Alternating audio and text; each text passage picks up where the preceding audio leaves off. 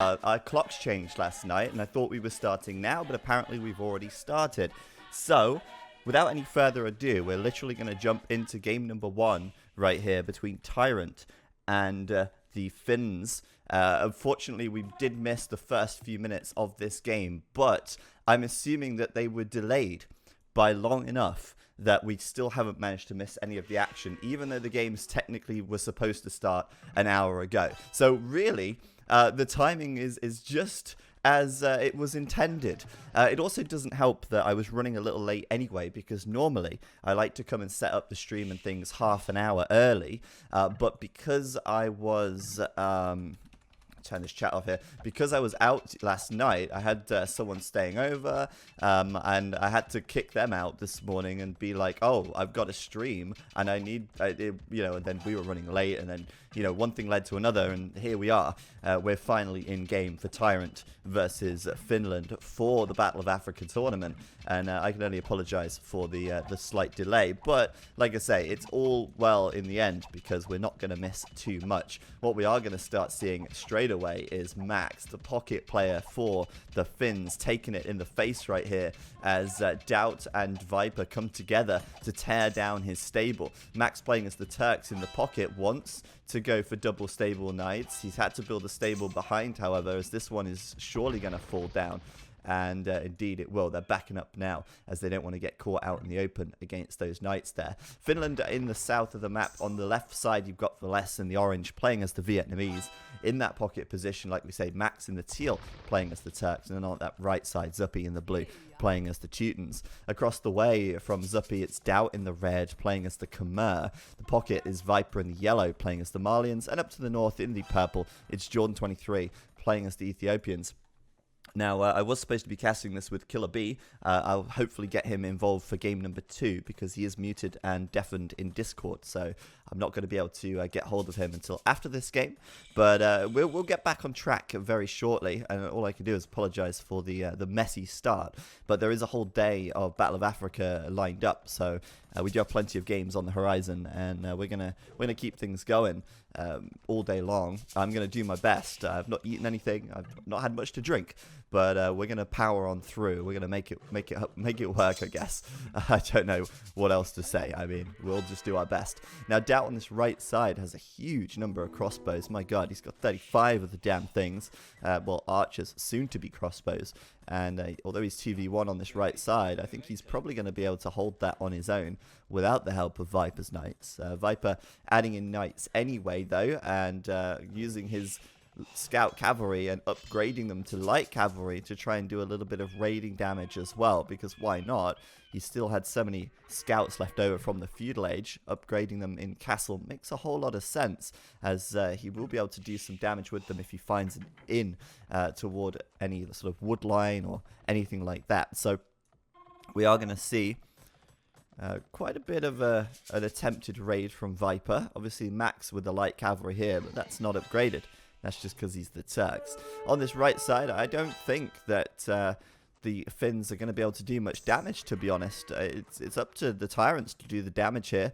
That's my impression anyway, because Zuppi just doesn't have the numbers, and he might want to get out a siege workshop at this rate, because DauT will stay ahead in numbers here as he continues to take better fights due to having the larger number of army in the first place. So it kind of snowballs out of control if you're not careful. DauT's going to push in. Viper's by his side, and those light cavalry are going to be in the fight as well, acting as a little bit of a distraction or a meat shield to this army.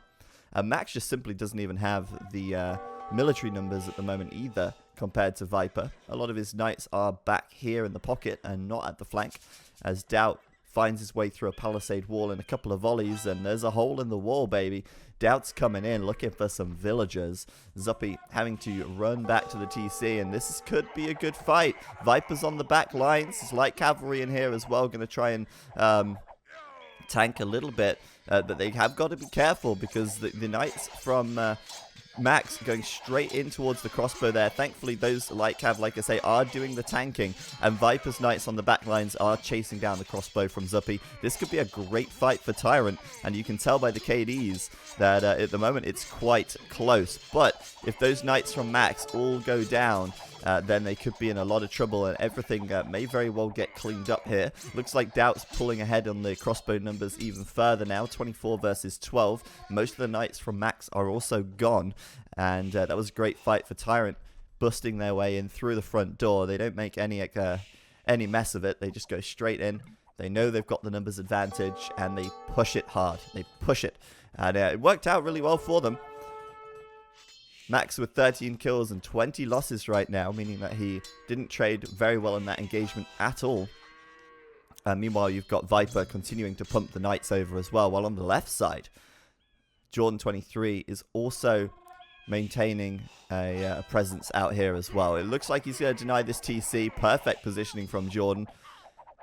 Very risky of Villese to send his villagers out there to build the TC when he didn't have the vision. And Jordan is in the right place at the right time to make him pay the price, losing 5 or 6 vills and having the TC denied a little bit. Just looking at the minimap, you can see Jordan's ahead in economy. He's just got much more set up back here. 3 TCs running, a solid wall off. Meanwhile, Viper and DauT are going to take down these ranges, and I really expect in this series, I expected the Finns to really put up a good fight. But so far it's looking tough in game number 1. This map is very unforgiving, very punishing. Viper going straight for the Mangonel, and it was a great idea to get the Mangonel. The Mangonels can be the great equalizers when it comes to catching up to your opponent's army count. One Mangonel can take down 10, 15 crossbows in a single shot, so they do give you an opportunity to get back into it. But yeah, right now, TyRanT's kind of winning on both sides. You've got 45 military from Geordie. You've got 43 from Villese. Obviously, these guys equal upgrades, but the Vietnamese crossbow do have a lot more health. He also just did complete ballistics, while the Ethiopian crossbows fire faster. The Vietnamese ones are a little tankier, so I'd say it probably evens out in the end. But yeah, on the right side now, things quieting up a little bit as DauT backs away.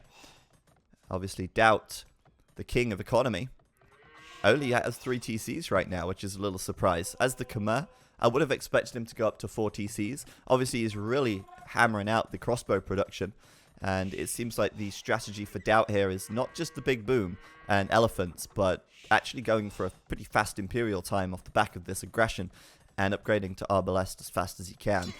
Meanwhile, on the left side, Viper's coming in here, and Villese is not prepared for the Knights.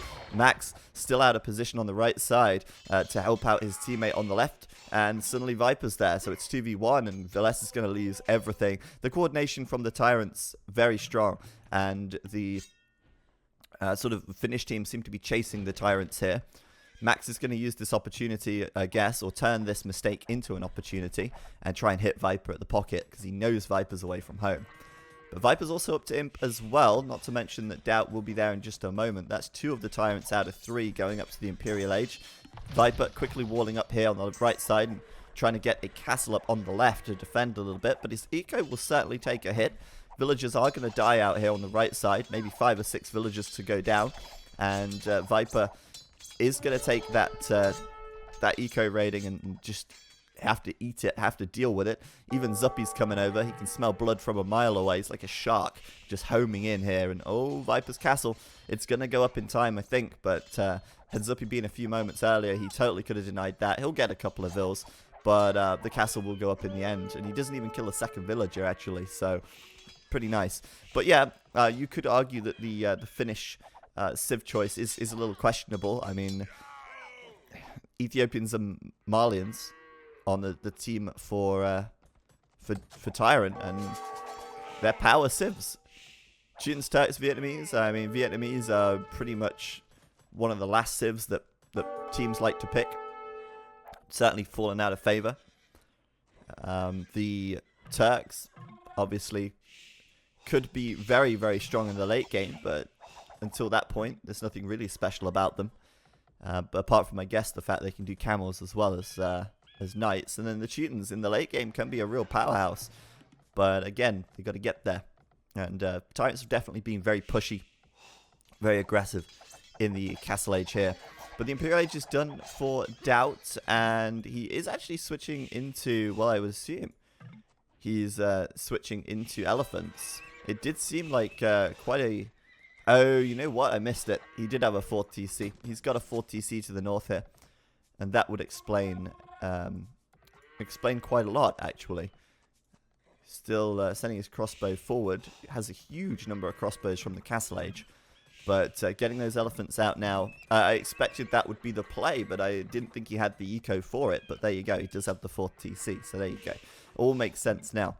The raiding on Viper, though, has been pretty intense. Viper now is continuing to have idle villagers, continuing to lose villagers, but he still has the villager count on his side, and, well, there you go. Unbelievable, but Finland are just calling it right there. All 3 of the TyRanTs are in the Imperial Age. Not a single player from Finland are in Imperial yet. They've lost so much eco and they've invested so much into defending in the Castle Age that it set them back too far. And, well, DauT finding his way onto Max's woodline and butchering the vills out here is just the straw that breaks the camel's back, I think. They're calling it right there. And that's going to be a quick victory in Game 1 for the TyRanTs. Apologies once again that we did miss the very start of that. But in the end... It's quite a quick game anyway. Right, we're going to see if we can get KillerB now, because obviously the plan was to get KillerB to cast with me today, and it will certainly take the strain off of my voice. Forget, we can see it there. Game 3 will be Arabia, 4 Donut, 5 Coliseum, but the one coming is Step, and that game is coming right now, I believe. Here we go. In just a few seconds, we are going in. And I also sadly missed the Civ draft as well. What a mess. But hopefully we're going to make up for that with some beautiful commentary here. I really enjoy casting with you, so it's a pleasure to be able to do this as we go into Step right here. Welcome, everyone. Yeah, game number 2 on Step. It will be, once again, the Finnish team, Villese, Zuppi, and TheMax taking on the TyRanT boys. TyRanT winning game number 1. It's KillerB, and I'm joined by my good friend, Mr. ZeroEmpires. How you doing, buddy? You ready? Oh, I'm ready. I'm more than ready. Always a pleasure to watch the TyRanT boys play, but Finland should be a team which could give them a run for their money. If we remember back to round 1 of the tournament, TyRanT were the only team to get a 3-0 sweep. Everybody else had either a 3-1 or a 3-2 victory. I'm kind of hoping that Finland are going to get at least a point on the board today, but TyRanT starting very strong in Game 1. Let's see what they can do in Game 2. It looks like they've got a little bit more... orthodox with their civs, the Finnish team.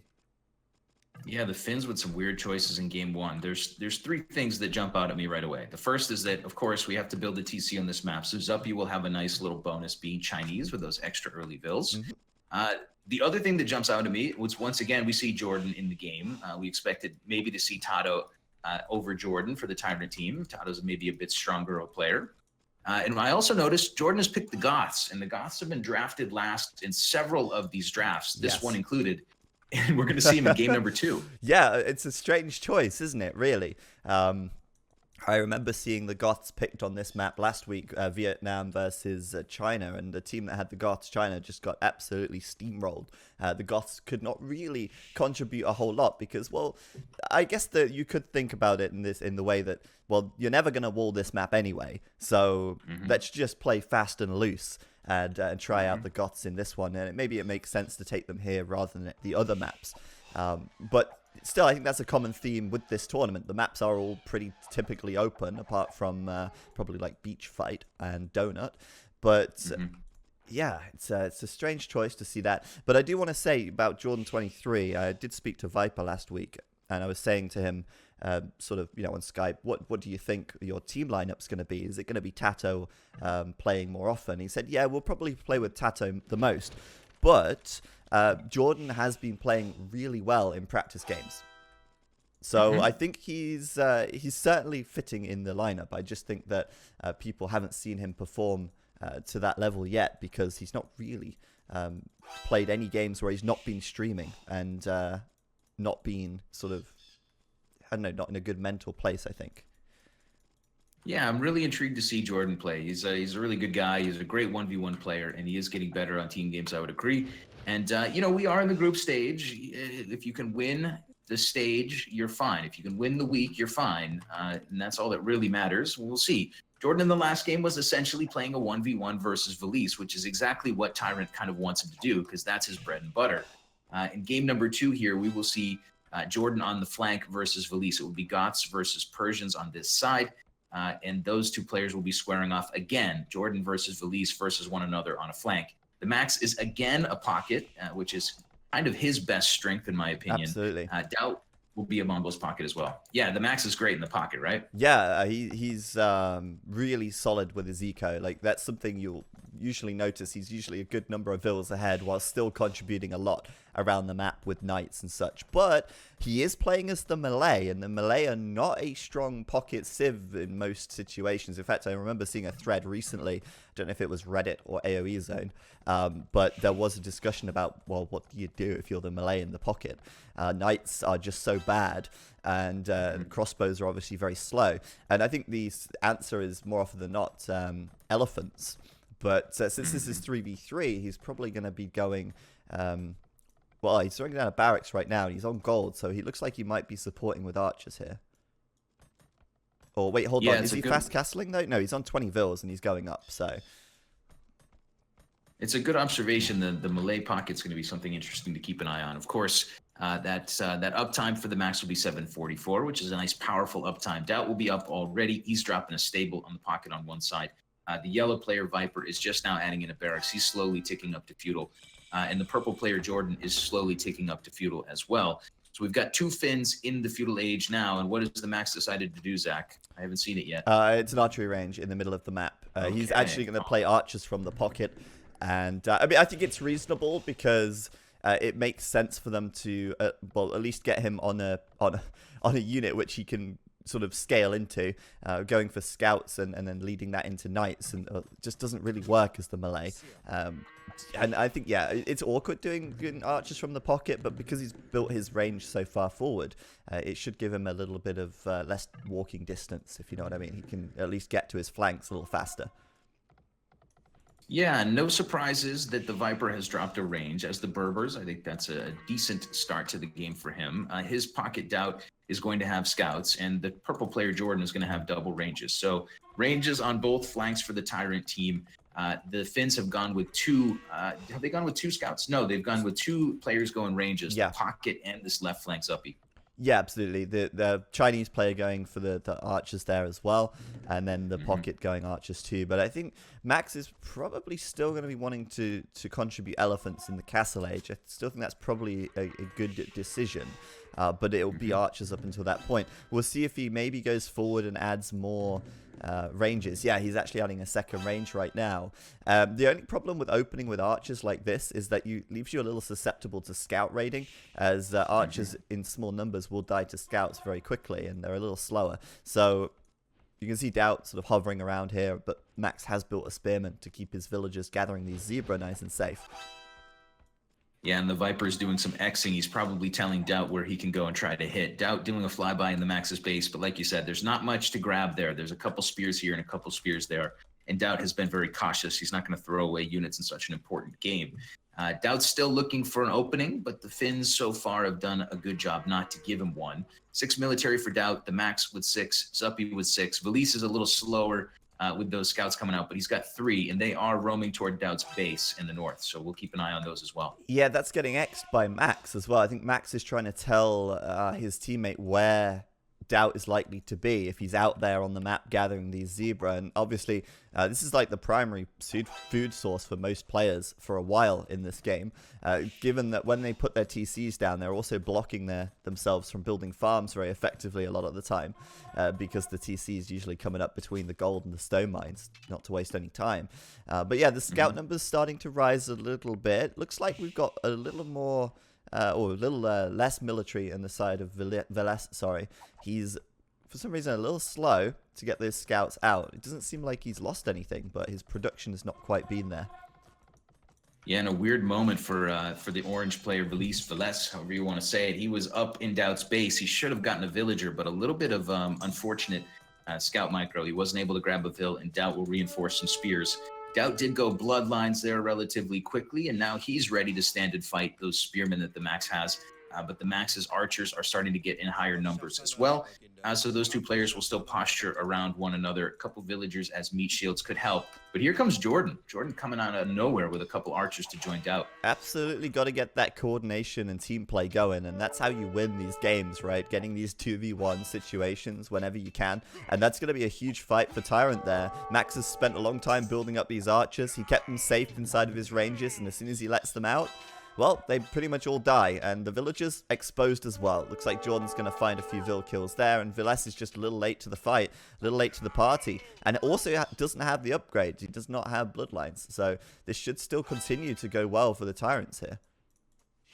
4 Vills that I count, maybe it was 5, and a good piece of an army, maybe 6 or 8 archers from TheMax. That's going to leave TheMax on 10 military, 31 villagers on that side. Remember, he's melee, so he's going to have that faster uptime.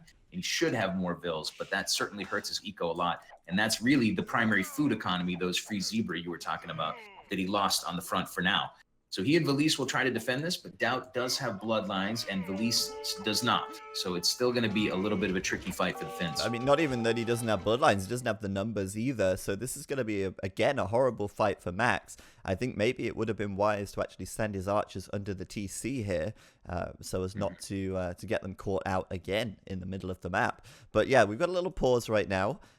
Maybe a tactical pause for the Finns to figure out where they're going wrong so far, because things are not looking so good for them, to be honest. On this left side as well, Viper's coming in with some archers trying to hit Zuppi's eco, but he's quite well defended with a tower on his wood and the TC, of course. And Zuppi's also still pumping out archers as well. But yeah, in the center of the map, Villese and Max will actually end up defending that quite impressively.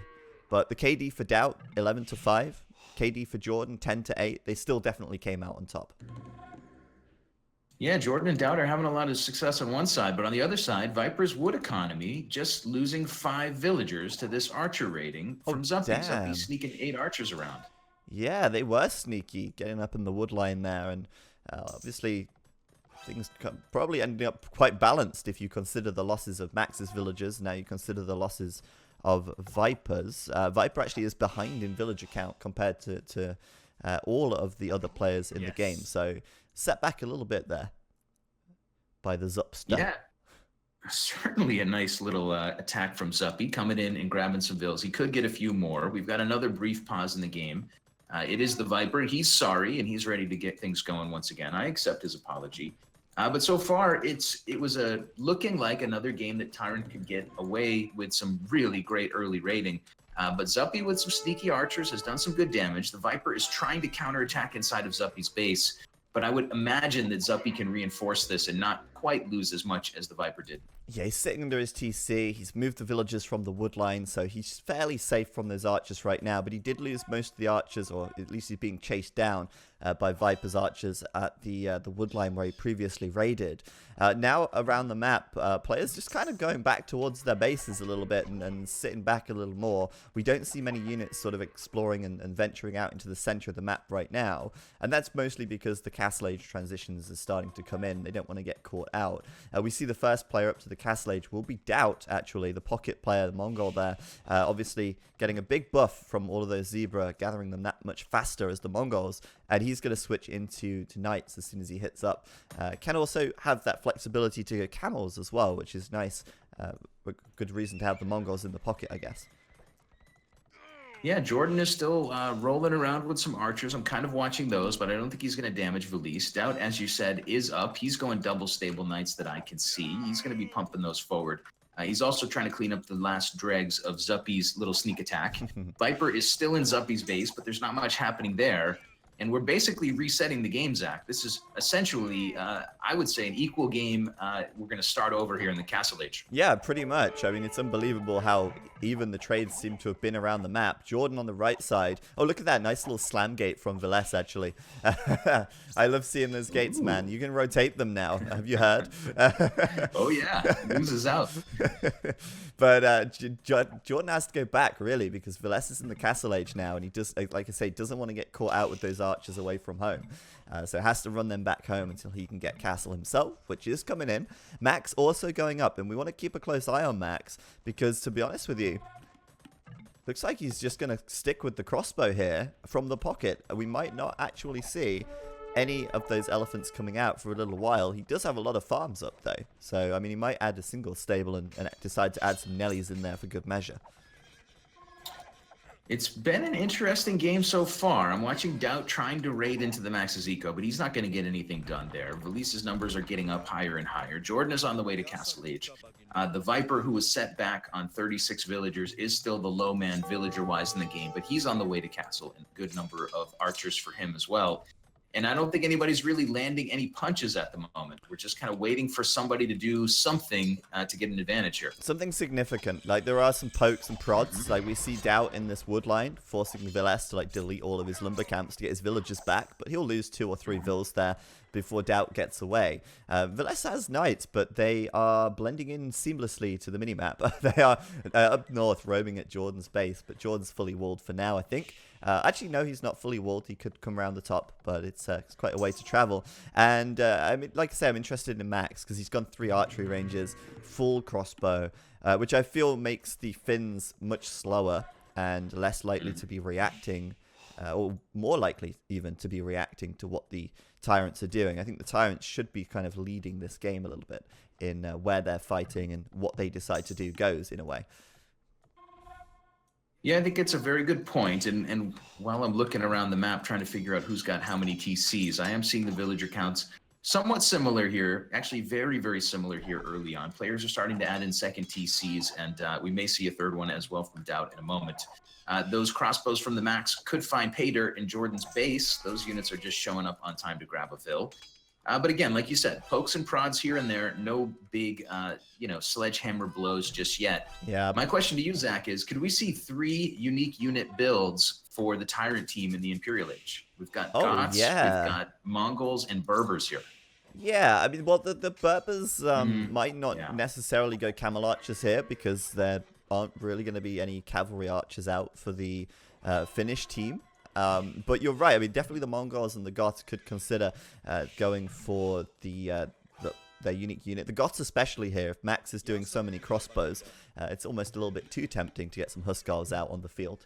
But yeah, neither team really wants to commit to a big fight because neither wants to take the fight unless they know they're going to get the win. So it just kind of leads to this situation where they're trying to raid, but they're also being quite cautious, and they definitely don't want to get caught out. Speaking of getting caught out, though, Viper's going very deep behind enemy lines between the Max and Zuppi, and this is a good opportunity for Finland, if they react well here, to take out Viper in a double 2v1 while he's away from home and unable to get back due to the lack of maneuverability of those crossbows.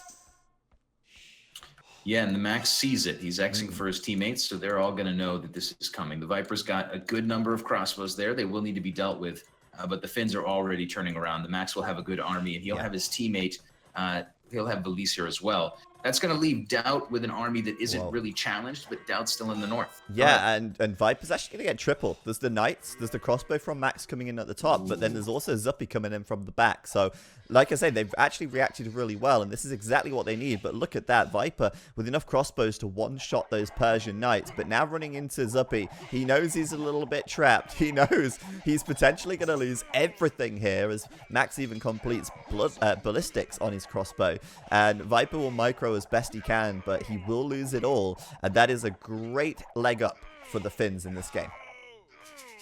Yeah, the Finns might have been able to sneak out of that with fewer knights. That I counted 6, but they will clean this army, and it is still a very nice fight for them. They're going to use crossbows to chase down the Viper and finish him off, and they will, as you said, have a nice little leg up. All of those crossbows on the map make me interested in the fact that DauT has gone into a pretty strong number of camels. He's got camels and knights. There's a lot of camels there. He's really done a mix, but you know what? I'm disappointed in DauT and Jordan. They didn't take that opportunity when all 3 of the Finnish players are at the back of the map, at the far south. That means that should be a signal, really, to the TyRanT guys that the Finns are not defended at home. So I would have liked to see Jordan and DauT push in on the right side against Villese, for example. You know, they could easily bust through that palisade and get in there with a bunch of knights, camels, and crossbow, and take advantage of the fact that Viper's army did die, but it did distract all 3 of the Finnish team members to get that done. Yeah, it's a very good point. DauT has been a little slow to use those units. He's playing a little bit defensively with quite a few camels and quite a few monks added in, but he has got a castle down now, so we could see some Mangudai production as he maybe transitions into Imp in a few minutes.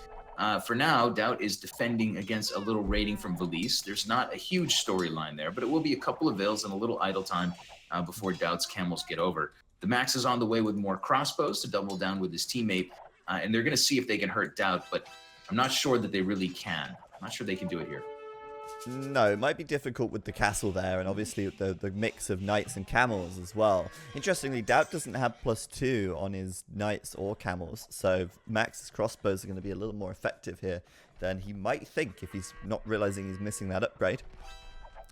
Max is going to hit that wood line a bit too, keeping him idle. Yeah, and I don't know if you noticed, but Zuppi is coming with villagers for what is probably a castle drop. He's also coming with a couple mangonels in his whole army, and all 3 Finnish players are here. Oh, man. DauT's going to respond to this a bit, but he's the only one with an army in this vicinity. Yeah, well, Viper's army count right now is 4. So I don't know what he's doing, but he's transitioning into camel archers, and that is just too slow to catch up to military count. This is the problem he's got right now. After losing his whole army, how do you close the gap and catch up again to the Finns? You need something big. You need like a mangonel or something to land a big juicy shot so you can get some real value. But Finland are taking this opportunity to come forward, drop the castle in front of Viper's eco here and start pressuring him. If they can take him out of the game, I mean, the game is practically won at that point. And since DauT and Jordan have been so passive elsewhere on the map, I feel like they're very confident in doing this forward. Yeah, Jordan is still hanging in defense. He's going to pay a little tribute over to the Viper. The Viper is starting to add in camel archers. DauT has added in a second castle, and his Mangudai number should be bigger because he's on the way to Imp, and that's about the time you want to start cranking out those Mangudai. DauT grabbing ballistics, but the Finns have they've kept the pressure on here. There's quite a few knights from Villese. There's a huge number of crossbows from both Zuppi and TheMax, and a couple of mangonels to boot. Viper losing both ranges, so he's kind of forced to go into camel archers. The second castle will be up in a moment.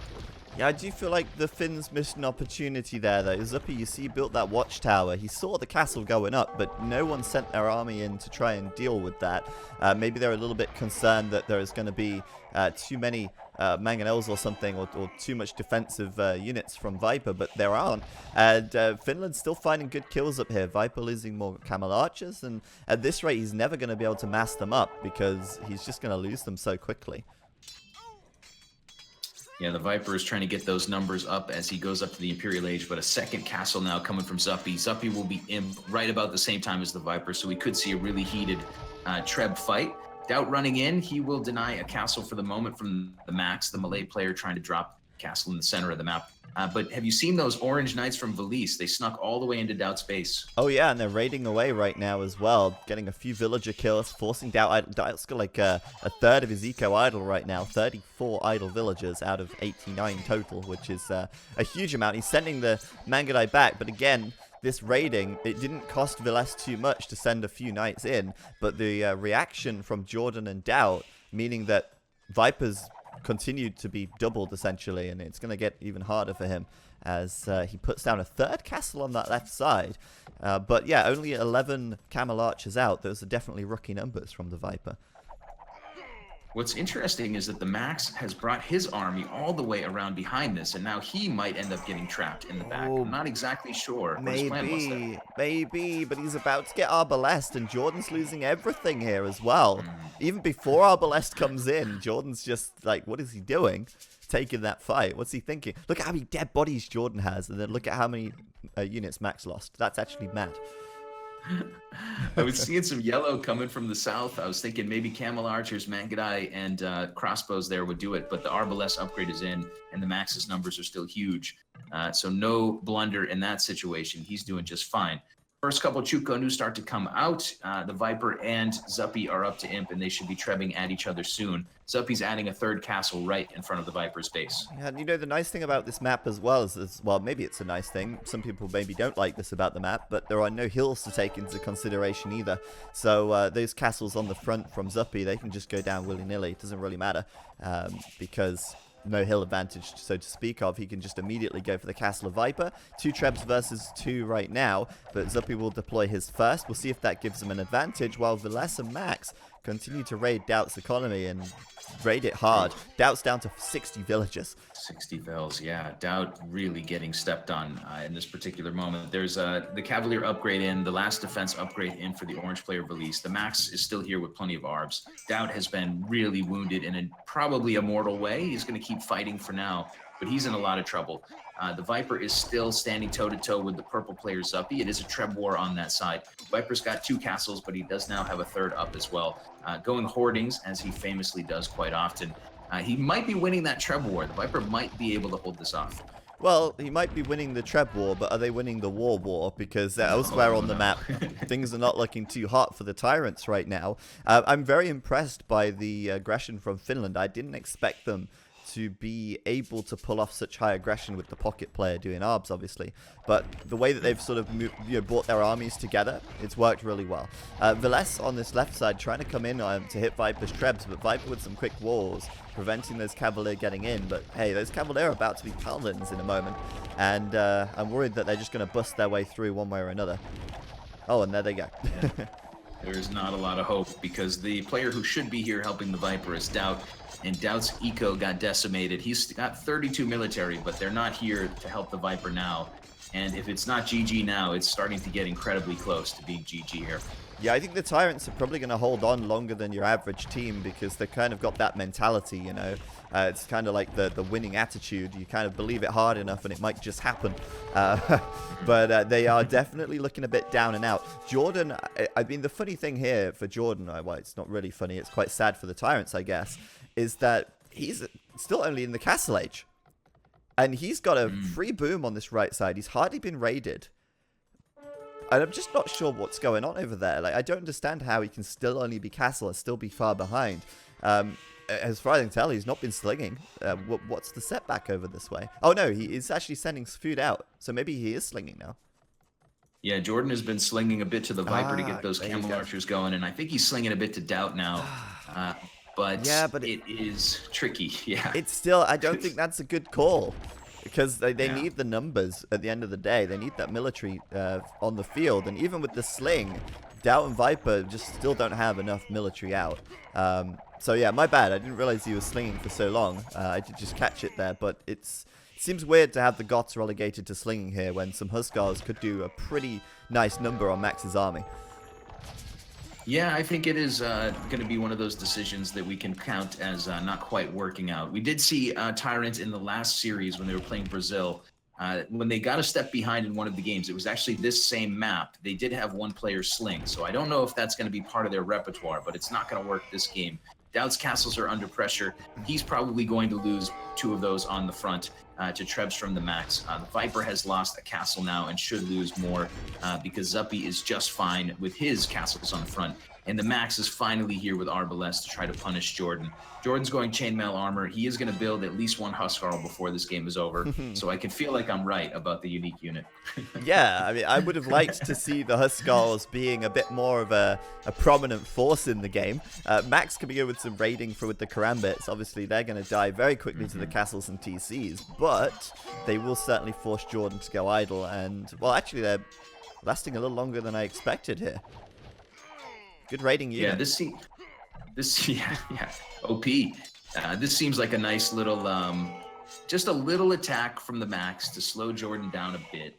They know what he's up to. They know he's slinging, but just go over and send a small group to hurt him a little bit more. DauT trying to power build another castle, but he's losing a lot of damage on his castle in the front. Both Zuppi and the Max are trebbing him from opposite directions. This is like projectiles flying through the air here.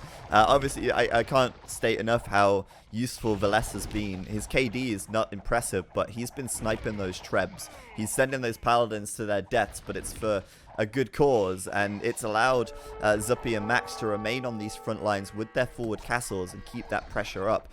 Those Paladins getting in there and sniping the siege is absolutely critical to their success this game. Amazingly, Max is still raiding Jordan with Karambits. They're not dead yet? What is going on here? Yeah, I don't really see any win conditions for TyRanT. It looks like they are they could very comfortably call GG, and I don't think anyone would question their GG tomorrow. But they're still hanging on and fighting for a moment. Viper's still trying to win the Treb war. But as you said, Villese has run in with those Paladin over and over and sniped Trebs, and he's going to do it again. He's a repeat offender. I mean, TyRanT right now have about 50 military. That's less than Zuppi alone. That's less than Max alone. And then, yeah, there's the GG. I think we saw that come in. The writing was on the wall for a little while there. But yeah, very, very well played from Finland. I do think the decision to have Jordan sling is a little questionable. And what do you think about that in the end? Do you think it was the downfall of TyRanT, or do you think it was something else? I think that they felt they were significantly behind after the Viper's army got cornered in the Max's base, and then after Jordan took a fight with his crossbows, he took a lot of damage. I believe it was the Max cleaning him up. I think they just said, like, okay, let's throw caution to the wind and try something risky. I think the moment that TyRanT fell behind was that group of crossbows from the Viper getting caught in the back of the Max's base. Yes. Since then, it felt like Finland was leading the dance. Absolutely. I mean, we saw that happening. We saw the crossbows going down, and we said this could be a real problem if Viper gets trapped. And of course, Finland, they see it immediately. They react perfectly, and I feel like with every loss there is an opportunity to win something back. And Viper losing his whole army was definitely a loss for TyRanT, but Jordan and DauT didn't capitalize on it by doing their own damage in return. And I think that was a big downfall for TyRanT that game. And that just allowed Finland to abuse the fact that they had a larger military number on the map, because, even if you've got 3 or 4 ranges working full time, so have your opponents. And to catch up in military count from there is very difficult, and especially when Viper switches to castles and start making camel archers, obviously his production is going to be slowed compared to having 4 or 5 ranges pumping out crossbowmen to try and catch up in military count. So that just gave Finland that map control, and that allowed them to punish the TyRanTs in the late game. And Jordan's slinging was questionable, but I think the game was lost before that point. Ready, here we go. We are ready indeed. Loading up, and we're in. KillerB, welcome back to game number 3 of TyRanT versus the Finns. I'm not going to attempt to say their name because I know I'll say it wrong. But I'll let you go ahead and tell us who's in this game and where they're placed on the map. Yeah, welcome everybody. It's game number 3. The scores, as you can see, are 1-1. And we've seen TaToH come into the game in place of Jordan. So keep that in mind. The TyRanT team has another player in now, and it will be Mr. TaToH, who is a bit stronger of a team game player than Jordan.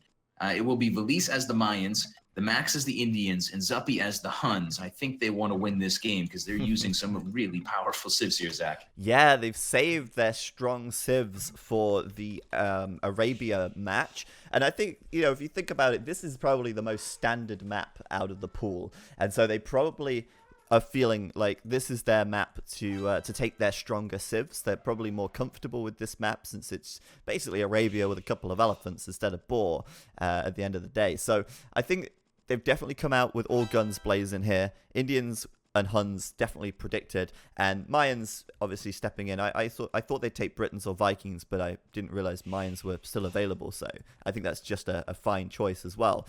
And then obviously on the side of the TyRanTs, we've got DauT playing as the Italians in the red there, the pocket TaToH playing as Incas, and then on that right side, Viper playing as the Spanish. This sort of smells of a tower rush to me from the TyRanTs. Yeah, it could be. I thought there might be a re here, but I don't think that there is, at least not so far.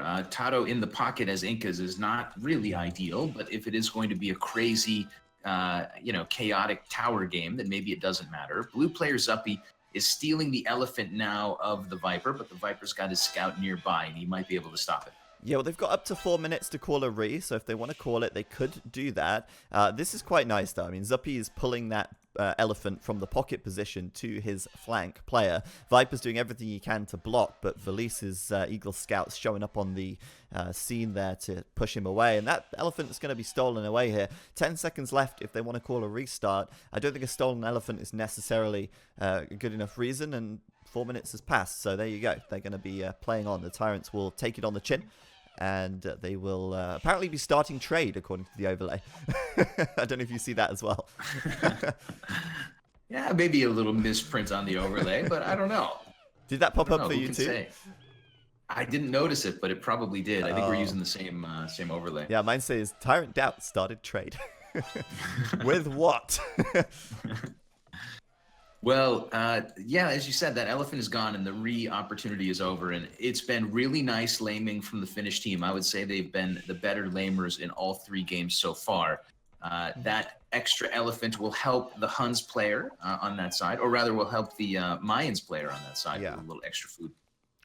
But is it nice? I mean, laming is not very nice. I felt very salty watching the Nabs versus Brazil games earlier in the week because Nabs just got lamed so hard. And it's really challenging to come back from a lame on some of these maps because, especially on Dust where it's so open, you know, you have to farm around and you have to take wood miles away from your TC and it sets you back a long way. TaToH here setting himself back as his elephant runs away from his villager, has to go back to try and lure it in once again, causing him to have a little bit of a delayed second elephant coming in. But yeah, the only lame so far that I can see is definitely just this elephant on the right side. Looks like everyone else is just going to have 2. Villese will get 3 and Viper will have just the 1. And yeah, I mean, talking about the civs a little more from the TyRanT team, Inca's in the pocket, kind of a tough one, I think. Yeah, it's a very tough pill to swallow. And people in the chat here are saying, and I think it as well, that would have been grounds enough for a or at least something to consider. And then after the stolen elephant, it seems like, I don't know, what is TyRanT saving it for? But they must have something else in mind. Well, it's... sorry, go ahead. No, nothing. I got confused. I thought that TheMax was pushing a zebra for the Viper, but that's his teammate TaToH. Go ahead, Oh, Zach. okay. Right. So I was going to say that I was actually watching the same thing. Yeah, I was watching that too. But damn it, now I forgot what I was going to say. Oh, goodness me. What a mess. No, it's all good. It's all good. We'll sort this out. Yeah, man. I was actually just going to say a really insightful thing, but it's completely gone. All right, well, I'll take the blame for that. No problem. It's all good. I will also add that TheMax is on his way up. Indians player is already on gold with a couple of vills, but his barracks will be up pretty late, so he may go into some archers on this side. It would be a weird positioning for men-at-arms because he's so late with the barracks. So that's interesting to note, but maybe not too surprising. The orange player is up as well. He's dropping a barracks, so it looks like the 2 Finnish flanks are going to be up at a decent moment, and the pocket Zuppi is clicking up as well. The TyRanTs is another story, though. They've got 1 player on the way to feudal, and that's it so far. Yeah, and TaToH shortly following. It's just DauT who's going up. Looks like TaToH is still building up right now, and both TaToH and Viper on 24 villagers at the moment. Viper's walling up as well here on the right side, and with those zebra being pushed in, you know, you can't help but feel like Viper is probably thinking about some kind of fast castle kind of thing here, especially with the walls. As the Spanish on the flank, it can be a little bit awkward, to say the least. And I think if they could choose to swap the Spanish and the Incas over, I think they'd like to take that if they could do that. But TaToH up to the feudal age now. He's fast castling for sure. I mean, 26 villagers, right? And this could be an opportunity for Finland to get really aggressive here and punish this greed. Might be easier said than done, however, as they are walling up quite quickly. Yeah, the Viper dropping a barracks now, so we could see a military building from him in the feudal age. He still hasn't gone over to gold, but he could be going for a quick castle build. I'm a little confused at what he's doing, and maybe the Finns are as well. What I'm not confused about is that the Finnish pocket is going for a stable and probably, well, presumably some scouts. And as you said, TaToH is going up. So this is a strong play from TyRanT if they can buy some time, but they're going to have a smaller military presence than the Finns for at least 5 or 10 minutes here. Yeah, absolutely. I mean, the military production for TyRanT hasn't even started yet, really. It's only DauT with an archer. Whereas if you look over to Finland, they've already got some scouts on the map. They've already got some archers out as well. And they might start pushing hard. Viper's actually going to drop a stable here. And he looks like he's just going to end up doing a kind of a weird build. You don't normally expect to see 24 villagers into scouts, but I guess the theory behind that is going up to the feudal age with a little bit later with a stronger economy will allow him to transition into the castle age a little faster and better here. And obviously, since he had the time to wall up, why not? But yeah, it's kind of a weird build. Normally, you'd expect to see like 21 vills instead of 24. But the greed might pay in the end. But still, it's kind of risky because TaToH is definitely doing the fast castle. Market Blacksmith from TaToH here in the pocket position. Going on to Golden Tower in it. It seems like he might consider doing sort of like monks and mangonels in the castle age here. Yeah, it's interesting to see that tower coming up. I mean, it's a good position because that gold is exposed, but that indicates to me that stone is not going to be needed for whatever build he's doing, unless he's going to buy it, I suppose. TaToH might just be going on 1 TC for a while in the castle age. He has clicked up for the castle upgrade. The Viper's couple scouts are out. The Viper has just now added in a mining camp, and he's adding in a second mining camp. One will be on stone, one will be on gold. So the Viper may go with a delayed castle drop into conks or something, but it's not going to be right away. Yeah, it definitely it's not going to be sort of like the fast castle strat, but I think that's just they can't afford to let 2 players do fast castle. That's just a huge risk right there. But you can immediately see Zuppi and Max heading straight towards TaToH to try and harass a little here and punish this greediness. But the castle age upgrade is about halfway complete for TaToH. The tower on his gold will keep him safe, and it's a perfect tower, really. It's perfectly up in time, and these guys will not be able to do much at all to TaToH. He's fully walled. Viper will try and help him out a little bit with his scouts, but it's 2v1, so he's got to be careful. And on the left side, I think we see DauT pushing out now, with Max playing quite defensively, actually, on his base.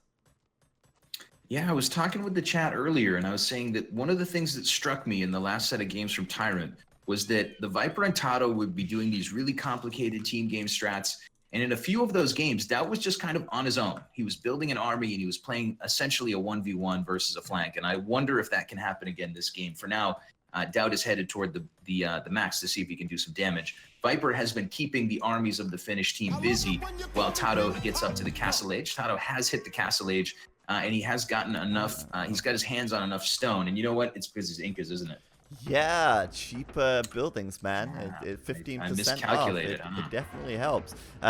He's actually going for eagles here. I kind of thought maybe could go for monks and siege, but if he wanted to do that, he would have to go forward, and being trapped in his base doesn't give him an opportunity to do that. So he's going to push out with the eagles here. And right now, lacking the eagle warrior upgrade, TaToH's food economy struggling a little, and obviously he's adding a second TC as well, so his food is going to be stretched quite thin. At the moment, he's focusing on doing squires rather than upgrading these eagle scouts even. So at the moment, still lacking a little bit of strength in that army, but it's a nice idea. I definitely like the approach. Probably the better play that the Incas could make, rather than doing suicide towers like we see too many times, too often. Yeah, and Villese stands to lose a little army. I was also watching DauT getting cleaned up inside of the Max's base. DauT and the Max traded archers somewhat well.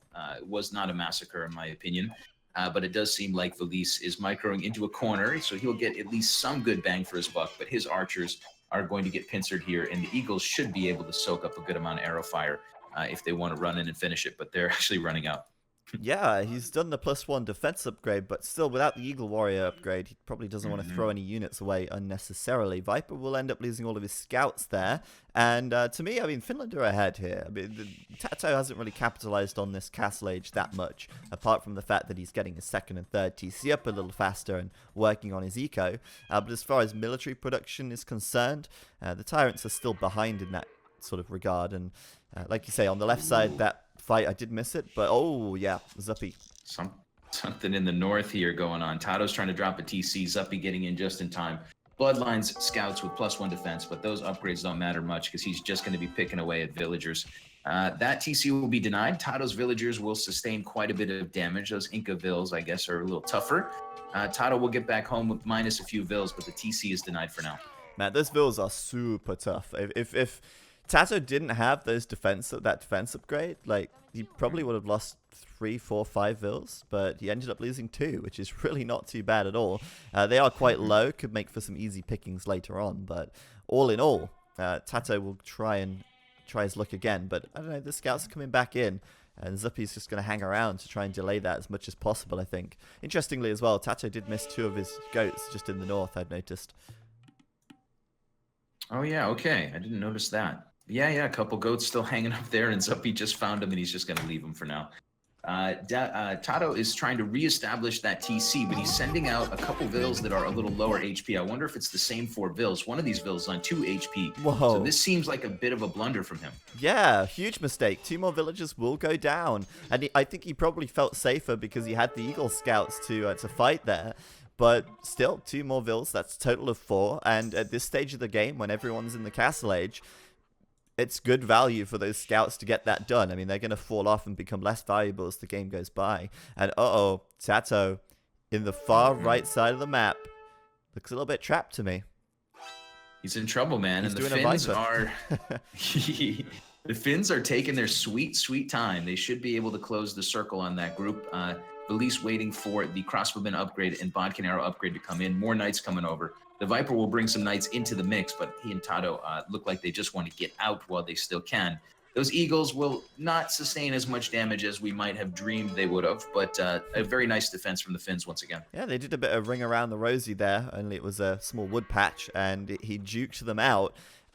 Villese could have headed him off, but he was a little slow, and I guess a little cautious as well, since, like you say, he didn't have those upgrades. On the left side, DauT looks like he's poking and prodding at Max, but Max is having none of it. He's sitting behind his walls here, and he's going to let DauT just do his thing. So totally safe for the time being, as he adds in his TCs right now as well. But yeah, on this right side, the action's starting to hot up a little bit. Who do you think's got the edge here? Well, TyRanT's got the hill. The Viper has +2 defense and bloodlines. The Eagle Warriors are not super upgraded, but they're somewhat beefy. More units coming over from Zuppi, and he is going to stand and fight with his teammate Villese. I don't know who's going to win this, but units dropping on both sides. The Finns look to be pulling ahead, though. Definitely. TaToH at the moment losing quite a lot of those Eagles very quickly because they just don't quite have as much bang in the fight. You know, they just the stats aren't there. And Villese is able to pick them off very easily with his crossbows. And then, obviously, without any Eagles left, Zuppi could focus on Viper's Knights with the support of the crossbows behind. And that's just a easy win for Finland on that right side, I'd say. Even without the hill for a while, they took a good fight. And on the left side, it looks like TheMax now waiting for ballistics to come in and then spoiling for a fight versus DauT. They're going to catch each other here on this hill.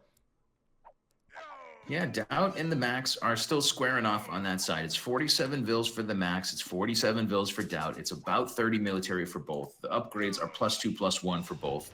Ballistics is coming for TheMax, and DauT might have it already. I haven't checked that. He's got it, yeah. Yeah, but it's an awfully close fight there. But here's the spanner in the works, as you would say.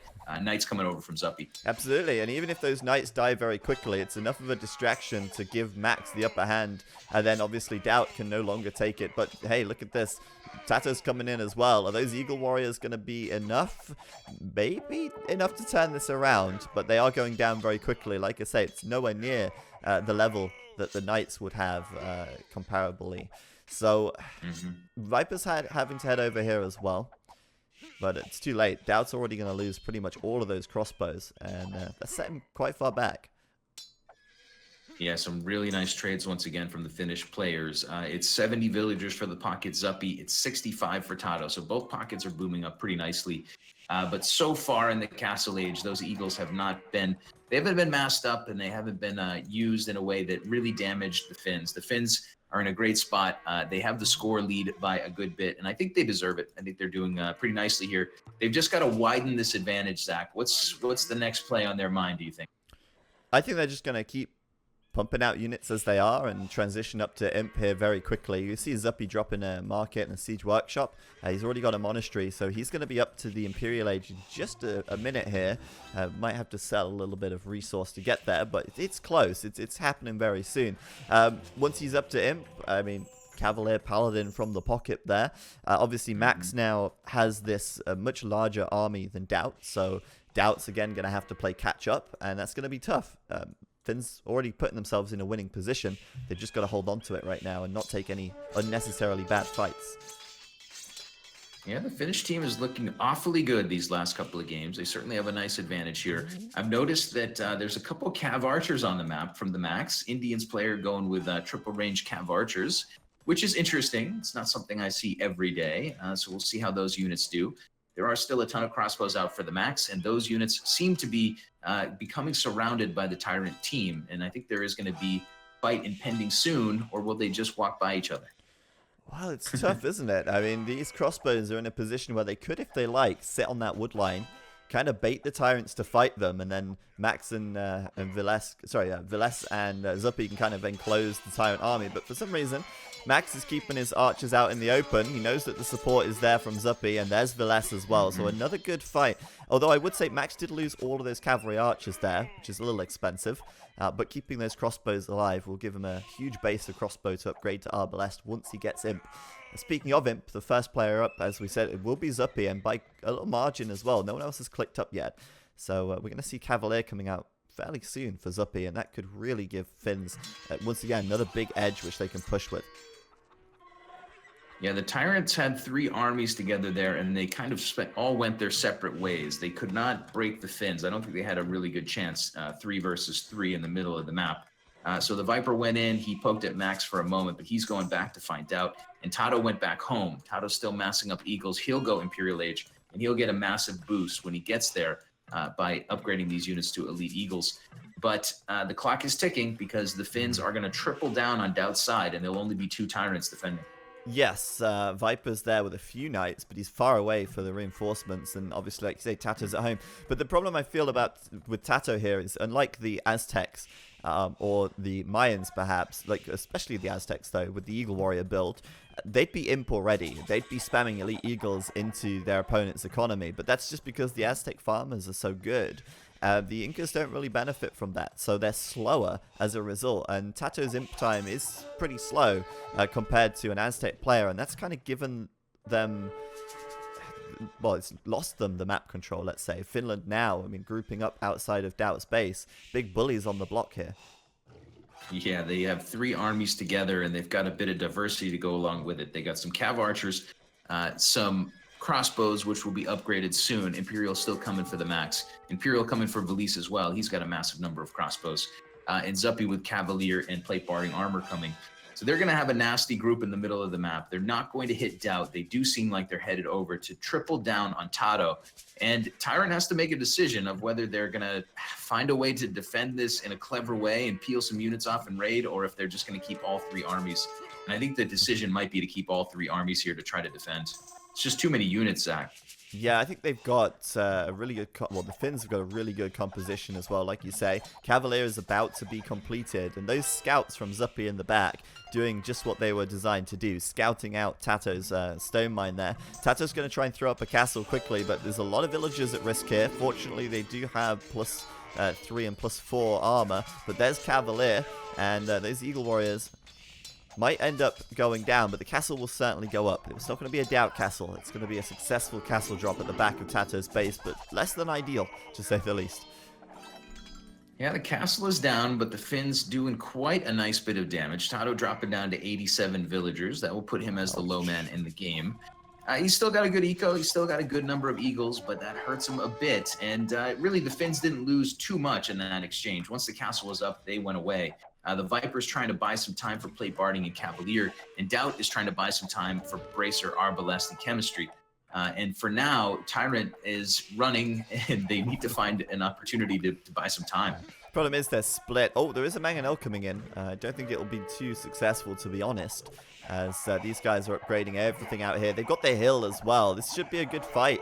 I don't know why DauT thinks he can take this. I know it's Arbalest versus crossbow, but the Mangonel doesn't quite hit the mark, and these units at the back are about to be upgraded in just a second as well. At least DauT got the advantage there with the Arbalest tech, but still, it's not a good fight for them at the end of the day. And the Finns looking like they're going from strength to strength here. Yeah, it's a really interesting game. How often do you see a 3v3 where 3 armies are in behind enemy lines and they're just camping a hill there? It's a really interesting moment. Halb upgrade is in for TaToH. He's got Eagles as well, but of course, can't really fight these armies that are massed together. The Finns have reinforced the middle of the map. They're ready for another big attack with quite a few units actually hanging out there. A bunch more Cavalier and more heavy Cav Archer now ready to jump in. They've also TC'd the center of the map, and they're controlling a lot here. It's an extremely good position for the Finnish team. But all that being said, TyRanT with a tiny score lead. I'm not sure why. Yeah, that's interesting. Looking at the KDs, I mean, look at TaToH, 11 kills, 71 deaths. But I mean, Viper took a good fight there. He's propping up the scores a little bit for his team right now. But yeah, I'm a little bit surprised that we didn't see Max going for Arbalest as the Indians here. It's gone now. It's gone. It was the 5.7 patch that changed it, and I was thinking, why is he not going Arbalest? That doesn't make sense. But since they removed it, obviously he can't, and that ended up maybe not being as good as it could have been for Finland on that hill back there. If he had Arbalest then, I think they would have pushed it. Obviously, that would have been huge, but that change. Meaning now that he's going heavy cavalry archer instead, which is working out just fine anyway. He's getting a bunch of kills in this wood line on DauT's side. I feel like we can do that thing that old people do. Like back in my day, Indians had Arbalest, and that is exactly why he's transitioned into heavy cav archer. We'll see if this goes to full effect. For now, TyRanT is still trying to circle the wagons and deal with this army. It's still a good amount of arbs from Villese. And a bunch of crossbows from TheMax, heavy cav archer, and now paladin from Zuppi has just come in. Well, this could either go very well for Finland, or they could get trapped in the back, and all three of them could pull a Viper from last game. That courier's tech is done for TaToH. These elite Eagle Warriors have 10 pierce armor, and that's enough to penetrate through and push these guys off the hill. Finland going to get absolutely cleaned up right there. The paladin tech from Zuppi was good, but it was too few paladins in the fight for him to get an advantage, and Max is going to have to run away with those heavy cavalry archers right through TaToH's castle. Good fight for TyRanT, but now it's Finland who still have the score lead, so things are a little bit backwards, it would almost seem. Yeah, it was a very, very good fight for TyRanT, but it took them so long to get that done that they have been set back a little bit. Yeah. In the meanwhile, they lost a lot of map control while they were massing up an army to deal with the Finns. The blue player Zuppi has reinforced the middle with a castle. The teal player has started to expand out. He's actually castle dropping on DauT's side, and he's going to try to push DauT there. And he is awfully close to the main jugular, the markets on that side. He already killed a few trade units, so he knows trade's going, and definitely going to be looking to take as many opportunities as possible this game to jump in that trade line, kill off the trade carts, and do the damage. DauT trying to build castles out here. Now, DauT is starting to go into Genoese crossbow, I believe, but also spamming a lot of skirms right now. I think Genoese crossbow this game would be a really good unit choice for him. It counters the paladins from Zuppi. It deals quite well with the heavy cav archers from Max, and then obviously there's plumed archers out from Villese, which do deal with the Genoese crossbow quite nicely. But all in all, I think it's a good unit choice for him. It certainly would help to support on either side. But on the right side, we got a bit of a push coming in, 2v1 versus TheViper. Where's TaToH right now? He seems to be nowhere in sight. Yeah, TaToH with a couple of halbs hanging out in no man's land, but that's the only army I see. It is going to be plumes firing away, elite plumes even, from the orange player Villese. He will be bolstering a nice meat shield from Zuppi. Zuppi is going to win this fight with his teammate and push the Viper back. Spanish player is going into Knights and has gone now to Paladin. Viper with, 10 stables down, trying to pump those units out as fast as he can. He will have some help sustaining that because he has trade started. But the Finns have got trade going as well. And the big thing right now, Zach, the thing that's getting me interested and excited is Onager upgrade in armies in from TheMax on the left side. He's also got hand cannons out. Very big Onager shots as well. DauT micro right there, standing still, taking it all on the chin. I mean, not even a reaction. He didn't even blink. He just took it. Wow. That hurts. Yeah, DauT got caught with his pants down. He lost that entire group. He's also losing another big group that was trying to dive in. He's in shambles on that side. It's just funny because it's classic DauT, you know? It's just, only DauT would do that. And they still haven't moved. Yeah, I know. What are they doing? doing? It's mental. Meanwhile, TaToH is coming in. But, man, the losses for DauT there, plenty. Oh, my goodness. That hurts. Oh, boy. On the right side, the plumes are holding on quite nicely. I think Zuppi and Villese together can really push Viper back quite hard. But this push on the left side with Max definitely needs some support from Paladins. And I think if they can actually break down this castle and push through to the trade, they could basically shut the game down from there. You know, it's going to be really difficult for the TyRanTs to rebuild that. And these trade carts are young. They've not had a chance to pay themselves back yet in many cases. And getting in there and damaging it now could be the best opportunity they've got all game. This is an interesting tactical situation. The TyRanT team, Viper was making a little bit of a push. He was making maybe a faux push on Villese's side. They've basically decided we're going to stonewall our entire trade on the side we control, and we're going to send all 3 armies over to the left side to help DauT. I think they absolutely are desperate there because the push is so close to the trade lines. But TyRanT is going to be here just as this castle is dropping with 3 armies. But the blue players' paladins are on the way over as well. Villese will keep pushing on the Viper, but there's going to be a 3v2 on that left side. Yeah, absolutely. But that also means that Viper's going to be a little undefended from the group of paladins coming in as well here. As you say, Villese is pushing in there too. But Viper sending so many paladins to this left side, it really just highlights how important it is that they defend this. It's so very important that they hold on to their trade and don't let it go down so early in the game. It looks like they're going to send the Rams in, they're going to send the Paladins in, they're sending everything they've got up to this hill to take down Max and push him right back. The question is, are they going to be doing enough damage here to make up for the lost time and damage on the right side? And I'd say the answer is probably yes, because Zuppi is still walled out of Viper's base, while Viper is killing everything out here on the left flank, and DauT even coming in as well with his army to support. Yeah, the Viper going stone walls, fortified walls, and supremacy on his Villes now. So he is really ready to absorb some raiding pressure. The orange player will win a castle, and he will win a couple of units. TaToH is here with some halves to help hold the line for a bit longer. But TyRanT, in my opinion, and probably yours as well, totally cannot win this game without winning down this castle on the left from the Max. It's mission critical, and they've got that castle down. DauT is going to push out with the Viper, and they're going to give it a shot on that left side. So, you know, sacrificing a little bit of the Viper's eco and a castle and maybe a few more villagers is the only option for them, I think. Yeah, well, as long as they don't break through to the trade on the right side, defending it on the left side makes total sense, of course. And they're actually going to get some villagers from Max as well here. Max is struggling to get, I think, that many units out. I don't know, he's only on 28 military right now. He lost a lot on that left side, and those cavalry archers, quite expensive.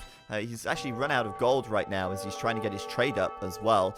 And similar strat from the Finns, walling through the center of the map, but unable to complete those walls in time. Yeah, TaToH trying to get a castle down on the Viper side to help hold the line and stop the bleeding. The blue players still got a lot of paladins here. Halbs from TaToH and Eagles from TaToH are kind of not getting efficient fights. Those plumes are pretty well balled up. The paladins from Zuppi are a little out of position because those plumes are taking damage right now. But Zuppi should get over here. Ultimately, I think TyRanT taking some damage, but probably improving their situation a tad versus what it was a few minutes ago. Absolutely. I feel like they've really got themselves back into the game. I think it all started when they took out the army in the north of the map, or the 3 armies in the north of the map, I should say. And I tell you what, these Eagle Warriors, it took TaToH a while to get there, and for whatever reason, he's still missing the attack upgrades. But those 10 Pierce armors are certainly helping their situation a lot when it comes to dealing with these ranged units from Villese and Max. Yeah, I'm seeing a lot of orange. That push on the Viper side of the map is looking more and more interesting. A couple of elite Kamyuks out now from TaToH. He's tired of sending Halbs to their death, so he's going to send some Kamyuks to their death, and we'll see. Zuppi's still sending Paladin over there as fast as he can. It's probably a good moment, Zach, to look at the total trade numbers. Both teams seem to be at about 100. Yeah, it's also a good moment to look at what's happening on the right side of the map, because Viper's pushing through with 4 siege rams, and he wants to take down those markets. He might not kill the trade carts, but he can certainly slow the trade down to a complete halt by taking out these 3 markets here. Where's the reaction from the Finns? At the moment, a couple of paladins heading over, but I think it'll be too slow. The markets may be lost at this stage. That's very interesting. You see a lot of trade raiding in team games, but you don't often see sneaky siege rams getting in. The Viper will kill those 3 markets lickety-split. The Finns were a bit behind on trading. TyRanT, I think, had about 100. The Finns had about 70, but that number is not going to matter because there's going to be no markets to trade with on this right corner. Yes. And that clever move is going to give TyRanT a little bit closer of a foothold. They're getting a little bit closer to being even in this game. Yeah, I mean, it is absolutely a temporary setback to the Finns. I mean, they'll rebuild their markets and get their trade going again, but it is just going to bleed them out of gold for the next few minutes while that trade all goes idle, and potentially give them an opportunity here. On the left side, DauT starting to really mass up those Genoese crossbow as well, and boy, these are a tanky unit with 5 pierce armor and 50 health. You know, if you compare that to a elite plumed archer, you know, it's not quite as tanky, but they also do bonus damage versus cavalry, which, you know, cannot be said for these plumes on the right side. So they work really well in this situation, and they certainly perform extremely well versus cavalry archers, which is what Max is, which is, you know, primary army here.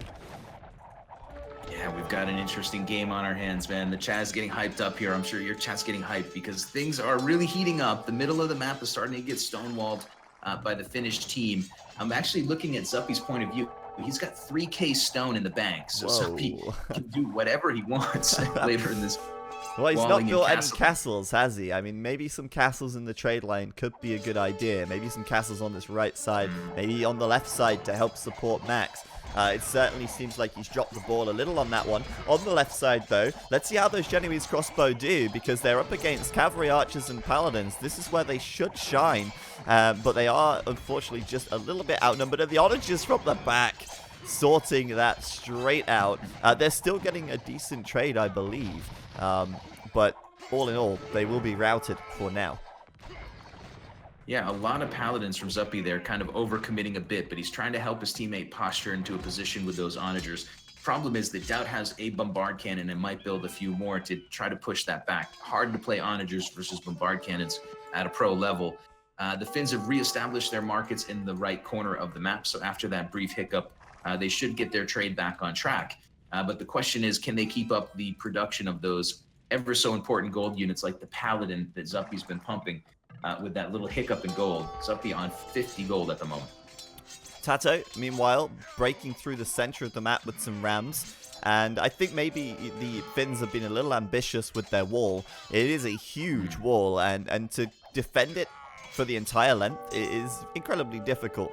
You know, it's very easy to break through a wall with a couple of rams, and the Finns are constantly going to have to keep check of it, keep reacting to these attacks at various points along it. And those eagles get in, and they could do quite a bit of damage if they head towards that trade line, or even just into the general economy of these guys. Meanwhile, DauT's returned on the left side again with more Genoese crossbow, and the wall is just not happening here for Max and the Finns. The TyRanT team has flipped the script in the middle. They flipped the script on the right, but the Max is going to make another push on the left of the map. He's got a bunch of hand cannons coming in. I think they have the Shatagni upgrade, if I'm saying that right. And they're going to knock down a castle, and they're going to stop this trade for a little while. Yeah, and not only are they going to potentially kill the markets if he sends the rams that way, but they are going to kill quite a few trade carts, and killing them is certainly better than letting them live but destroying the markets alone. On the right side, though, looks like Viper's being held up, but he's not stopping his attempts at busting through here. He's even trying to cut through the forest with onagers to try and catch Villese out. And in the middle, it looks to me like TaToH is still pushing through, but he's lost a lot of his army to the plumed archers of Villese, which are defending there. Yeah, it's very interesting to see the Viper cutting the forest. That is a nice play. And I'm also seeing DauT adding in bombard towers. So he's going to solidify his team's trade line with bombard towers. The Max is trying to get some towers of his own down, but he's building watchtowers on that side. So I don't know if the Max's foothold will stay. It actually looks almost certainly like it won't. In the meantime, the Viper dives in. Kind of a quick castle from the orange player, but it's going to be denied for a moment. And the Viper might have a hole to work with here. Absolutely, he probably will try and take down the markets again. We are seeing some trade carts idling there on that right side. Not sure why that is. Their destination market must have been destroyed somehow. But yeah, Villese won't get the castle up, and Viper's Paladins will raid some trade over here. Overall, I mean, the trade kills should be about even, but Max still has 3 units sitting in the corner of the map here, and they seem to be going unnoticed as they just take down more and more and more trade carts, and no reaction from DauT whatsoever, it seems. Oh man, this is painful to watch. That really hurts. 3 units doing a number there on the eco. And obviously, Viper's Paladin's going to be doing some work as well, but the reaction from the Finns should be able to clean this up for now, as we do have Villese coming in with Halbs, we've got the Plumes, and of course the Paladins from Zuppi as well. So, who has the most trade now? That's the question. How do those numbers look? I'd say it looks pretty even. Yeah. Yeah, it looks like TyRanT has a few, well, let's see. They've got 120. Yeah, it's very even, I would say. Lots of harassment on both sides. It's blowing my mind that those 3 units did as much damage as they did. But now it's just 1 hand cannon left. So eventually, TyRanT team will clean that side up. The Viper pushing in deep, as we said, but he's getting cleaned up as well. And man, maybe we're an hour and 30 or an hour into this game, and we're going to reset to kind of an equal position. This is a close one. Yeah, actually, Slingshot in my chat bringing up a really good point here, that although, yes, the trade card numbers are about even, Spanish trade for the TyRanT team. Yeah. However, it doesn't seem to make that much of a difference, because even still, the Finns seem to have the edge once again, in my opinion. They're pushing right back in the middle of the map. Viper's attack on the right side's been dealt with once more, and even DauT here is having a hard time pushing into Max's Shitagni hand cannons and siege. Yeah, the Max's left flank there is still jutting out kind of dangerously close to where the TyRanT team can allow it to. As you said, TaToH getting pushed back from the center. He wants to stand and try to contest that area, but he will be 2v1. Plumes and Paladins are a pretty good counter for Kamiok's. The Viper's huge push in the side is dead, and he's going to make another go at it with more Paladin and more Siege Ramp. Yeah, if you've got a problem, just throw more Paladins at it. But yeah, I mean, Villese is prepared with Halbs now. We're starting, slowly but surely, to see the Finns spending their stone to put some more castles up in the trade line. About time. I mean, we could still see another couple of castles coming up with the amount of stone they've got left. But for now, it looks like their pushback is underway. I'd say they're going to get the center back under control. The right side, however, could become another problem, as TaToH's sending his units in there now to support Viper's push. Yeah, the Viper needs some help there. It's just straight up Halb production from Villese, and of course, you don't want to run Paladins into Halbs. If we look at the gold situation, it is a little bit dire for the Finns. Not dire, but they're all below 500 when I just checked. The TyRanT team is all above 1,000, but those numbers aren't hugely different. It will be a game of keeping that gold coming because, of course, very expensive units out on the map. I'm watching again TheMax making a couple of big mangonel shots onto DauT's crossbows, and his army is still there, Zach. It's still hanging out, ready, poised to strike on the left side. It is, but it's going to be difficult because of the bombard towers, of course. It will slow him down. But if you can clean out just 3 or 4 of these, he can still sit at the markets there and do some damage. So yeah, I mean, Max looks like he's winning this one quite comfortably. The Onager's certainly doing work. Does need to keep reinforcing his position and holding his hill, of course. And on the right side, well, the Finns are still holding on, while in the middle they're still pushing. So I'd say this is really starting to go the way of the Finns at the moment. They certainly seem to be getting ahead on all sides at the moment. Yeah, it's an interesting game. If you look at it, it's very symmetric, other than the fact that the Finns are starting to win the center. The left side is being held and pushed a bit by TheMax. The right side is being held and pushed a bit by the Viper. But as you said, the Finns are kind of convincingly controlling the center. They're going to knock down TaToH's castle. And it's going to be a little bit of a moment that TyRanT needs to maybe reset a little. They are a tad behind, but they were much more behind about 30 minutes ago. So maybe they can find a way to claw themselves out of this hole. Absolutely. They are going to hit the trade once again with 4 cavalry archers. We'll see them doing that in just we'll see the Finns dealing with that in just a moment. But there is a big push coming through with lots of paladins. And TaToH, of course, supporting this with some eagles as well. But Zuppi brought all of his paladins from the center back to this right side to deal with this. And there are castles up here as well, which should certainly help. So the cavalry archers cleaned up. The paladins from Viper outnumbered now by the paladins of Zuppi. And once again, this push doing a little bit of damage, but nothing long-lasting or significantly game-ending. Yeah, absolutely. This is these teams have been fairly conservative throughout this series, playing a little bit close to the vest. In this game, the Finns they'll solidify their position. They will take a moment to breathe. In the meantime, though, TaToH will push through on the left side into TheMax's base. TheMax has a bunch of hand cannons. but they're not exactly in position to stop this. They're over near the castle. So we'll see if TaToH can dive in and do some damage to the Max.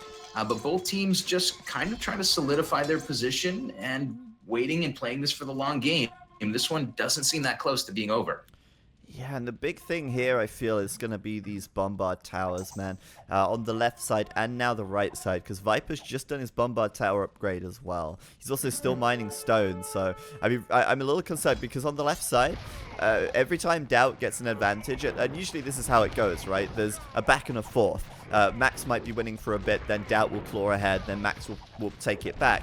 But every time that DauT gets a little bit ahead, he'll drop more towers, and those towers will solidify his position and make it harder for Max to regain that lost ground. But yeah, the push on the left side from TaToH is looking very nice, cleaning up lots of Max's economy, and I've just noticed the villager counts for the Finnish team. It's looking very low.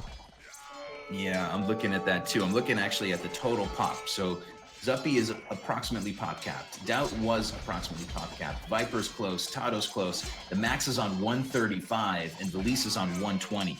So the Max and Villese are well below the population cap. And of course, that's because a lot of dead vills and not quite as big of armies as we saw a minute ago.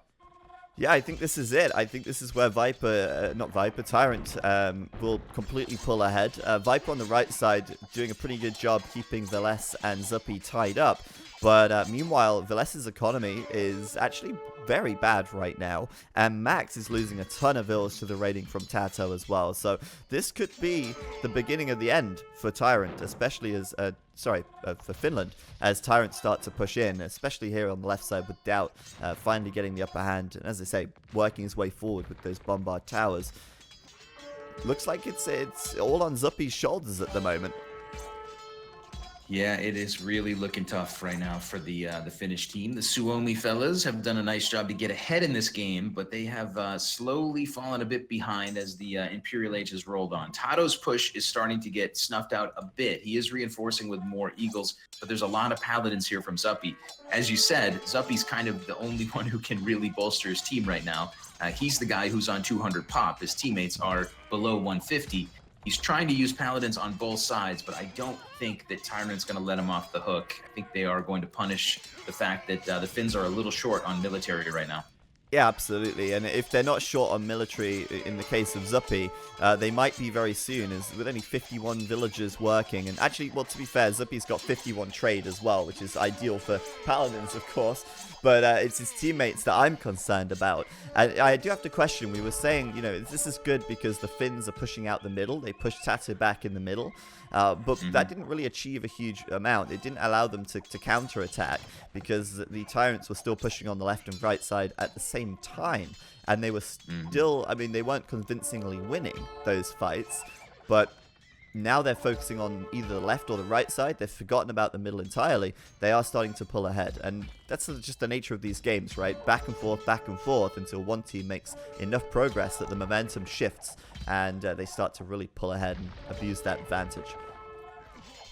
Yeah, this result hurts for the Finnish side so far. If they end up losing this one, which it's starting to look like they're falling behind, it's a painful one because they were, in my opinion, at least quite a bit ahead for quite a while.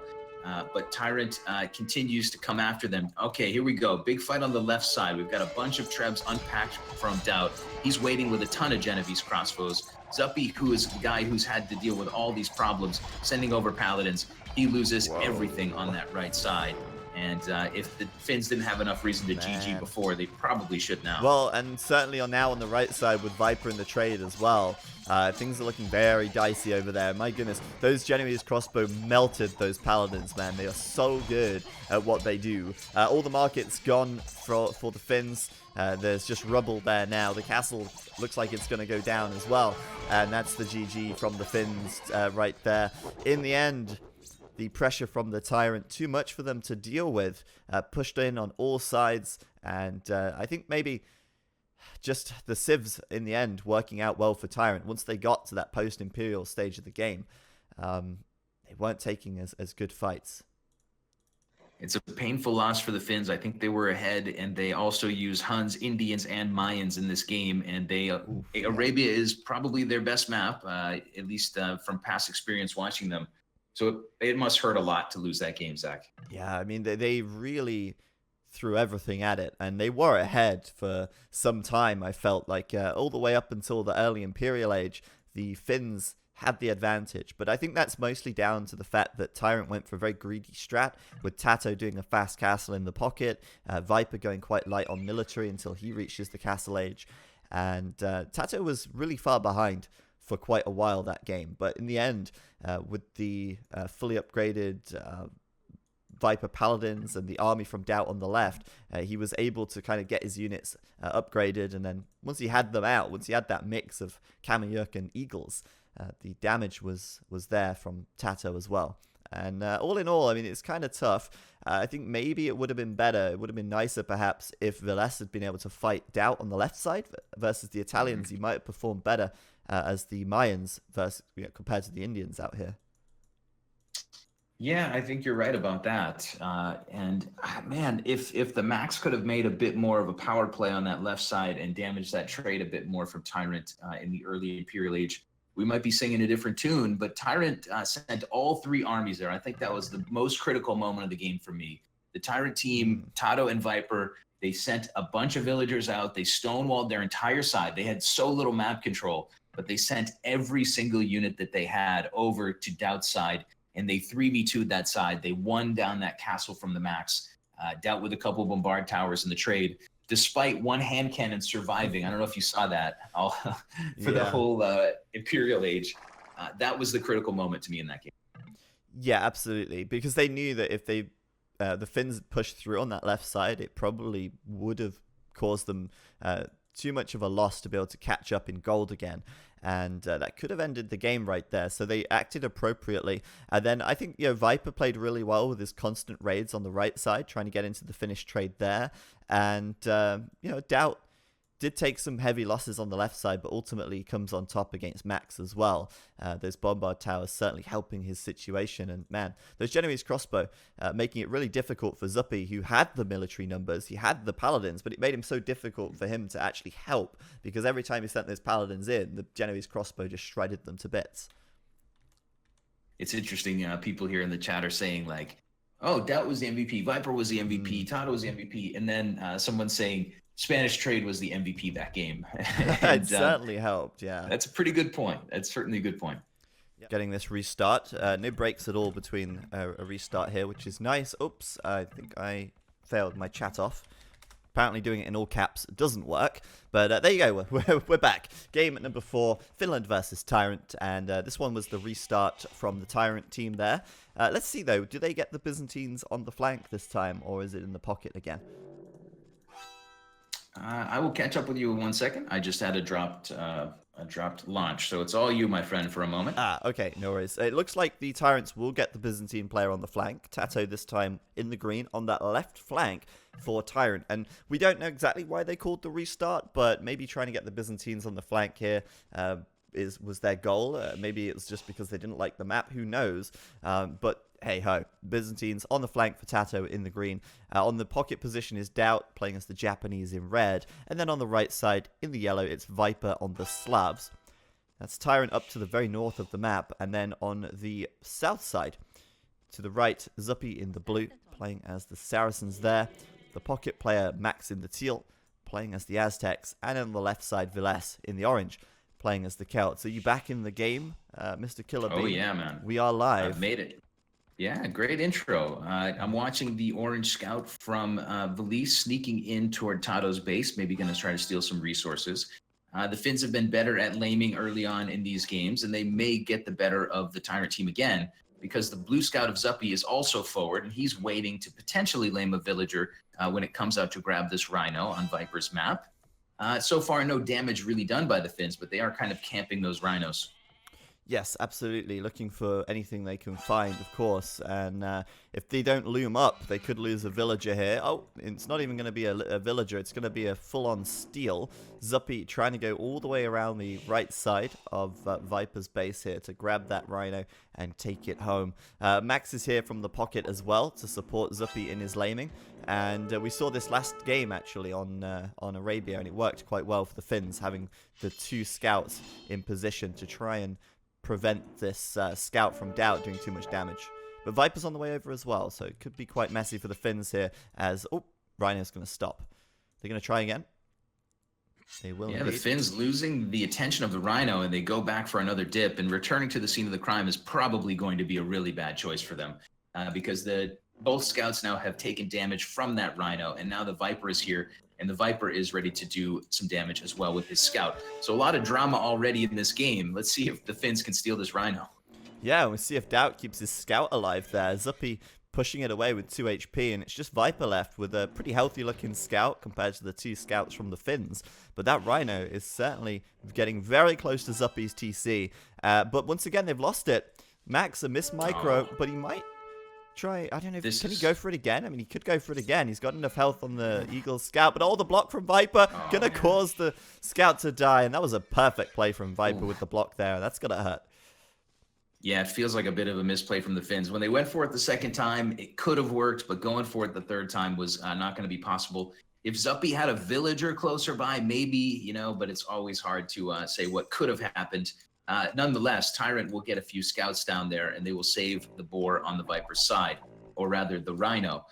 Players still building up, getting this one going. Viper grabbing Loom now as we speak, and he's pulling in his Rhinoceros. He's not even going to let it walk back to where it came from. He's going to pull it in from the front. Yeah, you never know. Villese could show up next and try and steal it as well. I mean, I wouldn't count it out. But yeah, Villese didn't manage to steal anything from TaToH on the left side. TaToH didn't loom up, but he didn't seem to lose a villager or anything as well. The only loss so far this game is the loss of the Aztec Scout. So talking about the Sibs real quick, I do think that the Finns have gone for very strong late-game Sibs. I mean, we're looking at 3 Siege Onager Sibs here. Aztec Scouts, Saracens. You've got to think that they're thinking about the late game for this one. And to be honest with you, most of the times I've seen this map, it has gone to the post-Imperial stage of the game. So Finland probably keeping that in mind. Obviously, the Byzantines and Japanese in the late game do start to kind of fall off a little bit compared to the Sibs of the Finns here. Yeah, it's a very good point. Maybe the Finnish team can sustain for quite a while. We will see what they can get done. It will be on DauT and Villese's side. Not too much going on. Villese doing a little bit of walling, does have a couple of militia on the way. So we could see him go either men-at-arms or the Drush there. For now, players just chasing each other around on that side, but DauT will also have, or rather TaToH will also have a couple of militia out. So those two players seeming like they're squaring into a 1v1, at least for the early part of the match. And maybe we'll see a little bit of Drush action, men-at-arms action on the other side, because the Viper's got militia out, and so does Zuppi. Yeah, it's interesting because Drush has certainly fallen out of favor in the metagame recently, but both flanks going for the Drush here in Viper and Zuppi and TaToH and who was it? Villese on this left side. An extra militia coming out for TaToH though. He's got up to 4. He really wants to win this Drush and win control of the left flank. Looks like that's going to be enough to push Villese back. But yeah, nobody actually going up to the feudal age yet means that no men-at-arms are on the horizon for a little while.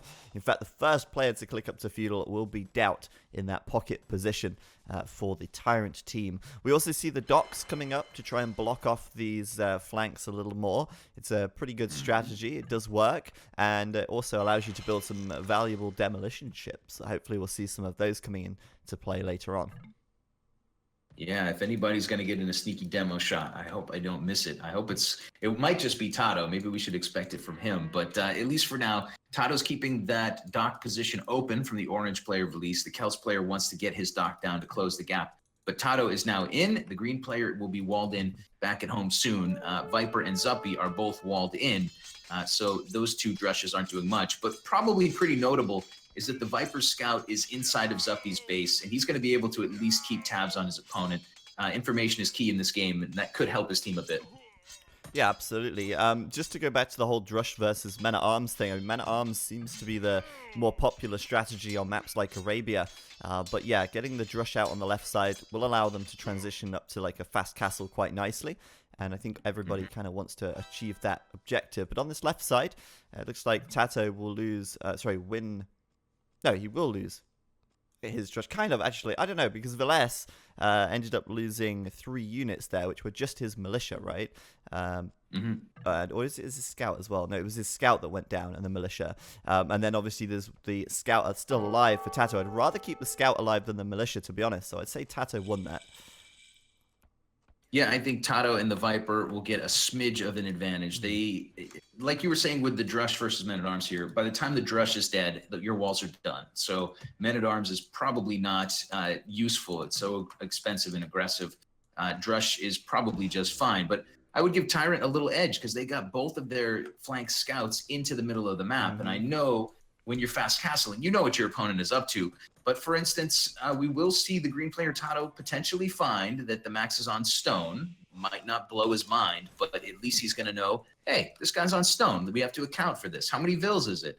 Viper doing the same thing. Although Zuppi sneaking up with a spearman might get the Viper scout here. A little pokey. Going to get the scout down quite low. The scout will run away and have a little bit more of a nosy around his base. But yeah, interesting to see the Aztec player on stone. It's not something you'd necessarily expect. Max right now on 30 population, like over 1,000 food in the bank, still in the feudal age, building a market blacksmith and about to click up. We're going to see like 6 TCs from him. Like what's the game plan here with all the stone, Maxi boy? But yeah, on the left side, Villese did realize that he actually had a hole on the right of his wall, and he did kind of figure that out by sending his militia through, checking for holes, of course. Pretty good idea. Villese going to make sure that doesn't bite him in the butt later on, and wall up behind this with stone as well, just to secure those flanks longer. And I think it's pretty clear to me that these guys want to go for the late game. The Finns definitely want to consider that, especially since they're stone walling up on the right and left side now. Yeah, the stone is coming in, the stone eco, as you said, from TheMax. The Viper has also, I believe, scouted a little bit of stone eco on Zuppi's side. Yes, he has. So a little bit of information for the TyRanT team. They're also a couple of clever things being done. One of them is the Viper dropping a nice, clever outpost on his wood line nearest to the blue player, so we can keep an eye on what's going on there. For now, as you said, it's a closed game, but that information could help TyRanT a bit. We'll see how this game plays out, as everybody is on the way to the castle age now, I believe, except DauT, who is already there. Yeah, DauT was much faster to castle as the pocket player compared to Max, but Max is doing something a little special here. I mean, if you look at his resources, he's closing in on 1,000 food. He's got a lot of villagers on gold, and by the time he reaches the castle age, he's just about going to have the resources he needs to go up to the Imperial Age. He's taking stone right now with 4 villagers so he can build a castle. And it looks like we're going to see Max, well, I assume he's going to build a castle, but it looks like we're going to see Max go for this kind of fast Imperial play. Maybe he'll receive a little bit of sling. But obviously both of his flanks are going up to castle as well. And then on the right side, it's actually Monastery and Siege Workshop for now to aid his Imperial time. The castle will come later so he can get his unique tech. But this fast imp, they're probably going to try and catch the TyRanT team out a little bit with some super beefy elite Eagle Warriors or something. They could also go with Siege and Monks as well, but I think they'll definitely want to follow with some Eagles as well. I'm thinking that outpost from the Viper could be even more prescient than we might have initially thought, because TheMax, as you said, with all that stone, might drop a castle. He might go for imp rather quickly. But where he drops that castle, the obvious place is on this thin wood line by the Viper's map, because you can take away that area. Maybe you can cut it down later. It's a great spot on the map to control.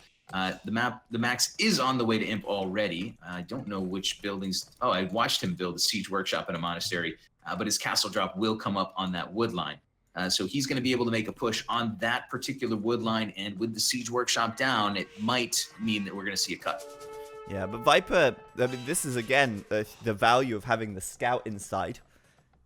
The scout's going to see how much she's got on gold. The scout's going to see, oh, sorry, the outpost is actually going to see the castle coming up, and Viper's re-walling behind this now.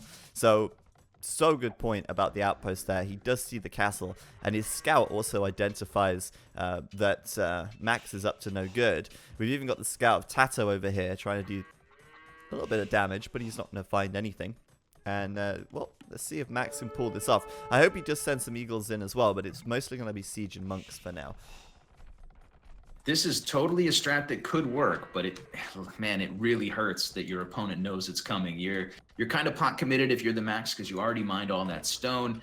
You got to do it now, but the Viper sees the castle coming, and as you said, those 2 scouts, the Viper and TaToH scouts, have they've gleaned a lot of information off of this map already. We'll see how this one shapes up. That aggressive push, like I said, it can still work from the Max. It could still work. Yeah, the thing is, if he wants to cut through, he needs to get Onager, and he's still a little way away from being able to afford that. Doesn't really have the eco to upgrade it straight away. At the moment, he's training a couple of monks, but, you know, the Siege Workshop's sitting idle for now. So I'm interested to know what he's actually going to do. He's going to do a trebuchet and block printing, but they still have the issue of trying to get through here. Oh, Zach. Oh, the Viper just killed one of the Maxes. Max had a, in the back of the blue base and Zuppi's base, just where somebody just X'd. Yeah. Nice. The Viper scout grabbing a monk there for free. Really nice. And, wow. I mean, goodness me, Viper's value from that scout has been huge. But yeah, I mean, I guess, okay, he doesn't have to go for Onager. He can cut through with Trebs, but he's still going to have to get through this forest somehow. And at the moment, with the fortified, well, stone wall, sorry, from Viper, yeah, it's not going to be easy to break through and actually be able to do anything with this fast imp. Yeah, it's going to be a little bit tricky, but maybe the Max has something in mind that we haven't considered yet. I hope we see something exciting. We do see some ships on the left side. There's a little bit of a fire galley war going on there, so that's kind of fun to watch. But both the orange player Villese and the green player TaToH have pretty significantly walled up their sides, and it looks like they will both have it basically stonewalled in the not-so-distant future. Yeah, I mean, I'm watching this push from Max on the right, and he's going to take down this TC. He's trying to convert the villagers from Viper, which are building the walls behind. But still, the heads up that the Viper had, the time he had to react to this has been perfect. And Max's push is going to be very slow if he's trying to cut through with Trebs here. Yeah, I mean, what we have to ultimately consider is that the Max, who's on 40 villagers right now, where everybody else is on 60, and DauT is actually on 77 on the pocket of the other side.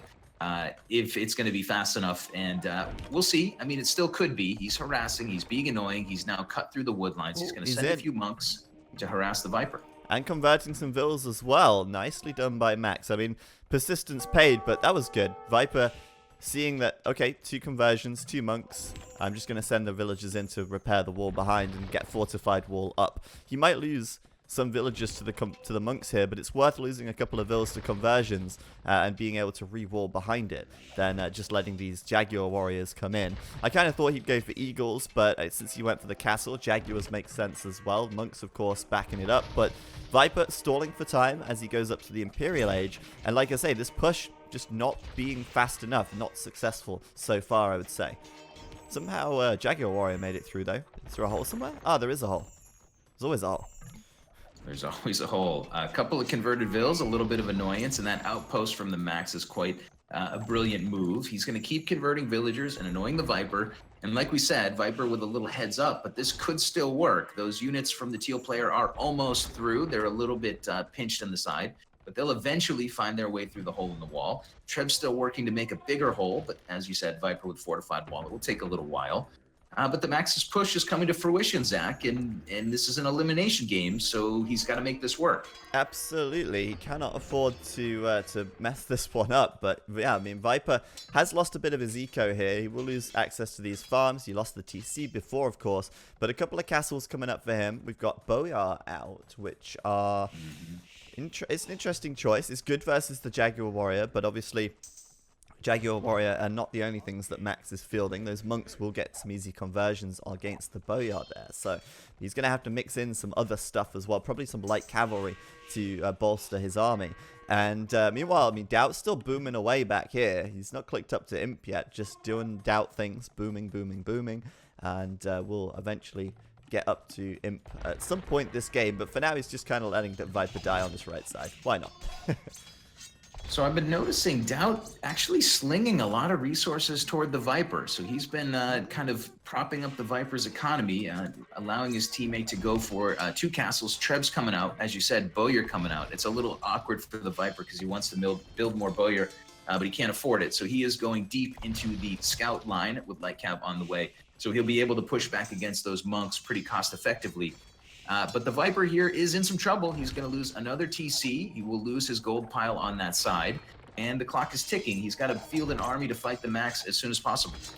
Yep, and he's going to do that with those Light Cav. Obviously, the sling from DauT is going to help a little, but at the end of the day, yeah, I mean, Viper still needs the production. And look at this. He's got so many resources banked up, but he's just not been able to spend them fast enough yet. And that's kind of like a waste of the sling in a way. He is at least getting a couple of trebs out here to try and deal with the trebs of Max and slow his push down a little bit. There's a conversion on the first BoA. And more to come. But yeah, Viper's a little late to get his army out still. And is waiting to mass a few more units up before he can properly take this fight head on here. It's going to be tough for him to defend, but I think he might be able to pull it off if he gets up a few more stables and continues to pump out Hussar here. He's going for it. Yeah, the Viper is reinforcing Trebs a lot faster than his opponent. Here come those Hussar to take on the Monks. There's not a whole lot here to stop them. Let's see how many conversions come in. But we could see several Monks going down. Teal player has converted 1 so far, maybe 2? Maybe 2. But yeah, but those Monks are gone. Yeah, the Monks, I mean, the Aztec Monks are so strong, though, with 70 health. And they did get a few conversions on the BoA, which are actually really strong at dealing with the Hussar as well.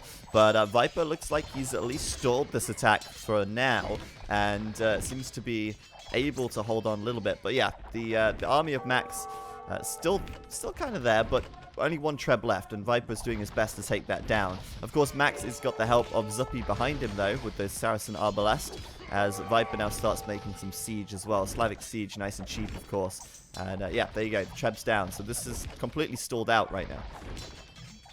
Yeah, and we've been focusing so intensely on that left side. I think the Viper did do enough to defend, but the Max has done enough damage to at least make it an interesting flank. On the other side, TaToH and Villese are fighting it out in a bit of 1v1. They've got a couple ships on the map. TaToH seems to have about 120 fills. They're essentially playing a 1v1 and standing toe-to-toe on that side. DauT has still not clicked up to Imp. Is he still sending resources to the Viper? It looks like he is. Yeah, I get the feeling that the plan was not to sling, but I think they've adapted their strategy to help Viper deal with this, as they probably feel like slinging him is a better way to deal with this aggression than having DauT also try to build military over here. Makes a lot of sense. But on the left side, yeah, things have been quite quiet, really. But Villese starting to produce Woad Raiders now, starting to get his siege up, and starting to take down these boats with his halberdier. Halbs actually have attack bonuses versus boats, I believe, so kind of an interesting mechanic there. TaToH's playing very defensively on this left side, doing... Oh. Sorry, I got overexcited. What did we... heavy demo ship upgrade coming for TaToH. Ah, lovely. It's not that big of a deal, but I'm pretty excited over here. That's a very TaToH thing to do, though, isn't it? I love it. But yeah, I think TaToH's going to go for the gunpowder, probably one of the better defenses against this Celt player, and just try and stall things out, while I guess Viper is going to be trying to push back very soon on this right side. He's gone for Onager now, and I imagine Siege Onager will come in fairly soon for Viper. He's got 3k gold in the bank right now, but just not enough food for the time being. TaToH's heavy demos are out, and let's see where those land. I guess the first 2 will hit rams, which is, you know, maybe enough to slow down his opponent's push, but not exactly. Oh, there you go. That's a good demo shot. That's what we came to see. That's what we expected from TaToH, of course. It's definitely going to make it difficult for Villese to push over here, since the demos will be pretty good at dealing with all of this aggression. At least slowing it down, enough to buy him time to get his army together. Speaking of which, I mean, TaToH is just building castles right now, but I don't see any archery ranges. All I see are castles. Is he actually going for Cataphract? I mean, that could be an interesting choice. It would be very interesting against Celts, especially if he thinks he's going to see Woads coming his way. I am seeing another push while we wait for TaToH to make a decision. I'm seeing the Viper clashing with 2 armies on the right side of the map. He's got a bunch of onagers. It's got to be nearly 10. I think he just friendly fired one of his trebs, but he's trying to hold off these Arbalest. Yeah, this Arbalest are very split up, and they're actually killing the trade as well here. So Viper's got a lot on his plate. He's got a lot to deal with. He's got to deal with 2 players. He's got to deal with preventing the trade from going down. That's why he's built a castle right there. But to be honest with you, Onager's absolutely perfect for the situation. Getting a lot of kills, and one big shot here. It's going to go straight over the heads of those Arbalest. Yeah, pretty good micro so far from the blue player Zuppi, but he may run out of steam. It's going to be hard to dance forever around those onager shots. A couple good landing ones. The Viper seems to be okay. DauT is still in the castle age, so people who are interested in his position, he's still not able to click up to Imp, still sending a lot of resource to his teammates. Viper is still fighting it out on this left flank with that OP upgraded army. But TaToH is maybe starting to lose a little bit of momentum on the left. His cataphract numbers aren't too high yet. Villese is trying to push him, and Villese is going for Führer and Siege Onager as we speak. Yeah, it's quite difficult because the Cataphract are so slow, right? They're so expensive, they're so slow. Elite Cataphract and Logistica, two of the most expensive upgrades in the game, and to get them both done and hold on for long enough is a challenge. But he's doing well. Demo ship's certainly helping, and Villese just completing Siege Onager for himself right now. Viper doing Siege Onager as well, and Viper's cutting through the middle of the map as well. I think that's what you were oohing at there. I can't contain myself this day. I keep oohing it up. Yeah, it happens when I'm hungover, I guess. Oh, you're hungover as well? Oh, man. A little bit. Oh, it's starting to recover. Oh my goodness. But yeah, that's an interesting cut. He's going to cut all the way over to the orange side. And in the meantime, the orange player, Villese, is going to cut into TaToH's base. So everybody's got the same thing on their mind. The Siege Onager's cutting through the woodlines. Yeah, it's a good idea. I mean, obviously, the thing is, it does open the passage both ways. And so, once they figure out, there's a hole, they could easily send some units back the other way. But Viper's getting ready with a lot of Cavalier as he cuts his way towards Villese's woodline. And Villese might be completely blindsided by that. However, Villese will have Halberdier on the field. So, a quick reaction with some Halbs could prevent this from doing maximum damage. And Viper's obviously leaving the right flank a little undefended with most of his army going through the middle of the map here. But let's watch this. He has opened a way through, and those Cavalier are coming in hot. But Zuppi, I don't know if Zuppi sees this, but he's almost like he's perfectly just waiting there with Mameluke. I mean, yeah, that seems incredibly fortunate. What a fluke for Zuppi right there, to have the Mameluke just sitting, ready and waiting to receive the Cavalier. And he didn't know either, because he sent them up north, and then he turned around to bring them back. I mean, just pure luck for the Finns, but I mean, I'm sure they would say it was calculated, right? The Viper's still going to lob in a couple of SO shots, and he will push this back for now. But it will be a quick reaction because the orange players got a bunch of halbs in this part of the map as well. So a lot of work for not a huge result with that huge cut. Yeah, that cut was good, but I mean, unbelievable that they had the Mameluke right there. It's crazy. On the right side, though, I've noticed TaToH sending a lot of Cataphract over here. Interesting choice to send Cataphract into Arbalest. They don't perform that well versus the ranged units, but then again, Zuppi's low on numbers, and Viper's got Siege Onager to support. We've also got a lot of monks down here, so more conversions potentially. And at the same time, Villese is pushing on the left side quite nicely as well. So TaToH kind of committing to sending all those units to the right side. Maybe not the best decision, but we'll see what they can achieve out here. I think TyRanT is trying to anticipate, well, maybe they were trying to anticipate eagles, but there aren't eagles. There are just pikes out for the teal player. Cataphracts and BoA on that side will bludgeon those units down. But there are still stone walls up for the Finns, and they do have quite a few monks out, making their Wololo action heard. So it's going to be a little difficult to push that side, especially with the Arbs waiting in the wings. And in the meantime, you know, TaToH has denuded his left side a bit. He's taken units out of his own base, and Villese is massing up again. We will see heavy Scorpions involved, Siege Onagers, and Trebs, and Halbs for the Celts player. Yeah, and the Trebs taking down one of the castles from TaToH is going to hurt its Cataphract production. But my concern really is that on this right side, even if TyRanT get through, and actually they're going to destroy one of these markets, which is annoying, but the Mameluke from Zuppi, they're nearly fully upgraded. He's just missing that +4 attack, and his Mameluke are going to be hitting hard. Even though the BoA have 9 melee armor, and obviously Mameluke do melee damage, the bonus damage that the Mameluke do will pierce straight through it, and even the BoA will die here. So Mameluke is the perfect unit against BoA and Cataphract and the Siege and just everything that's out here. The only thing they're going to maybe fall foul of are the demolition ships that Viper has started to add onto the water here.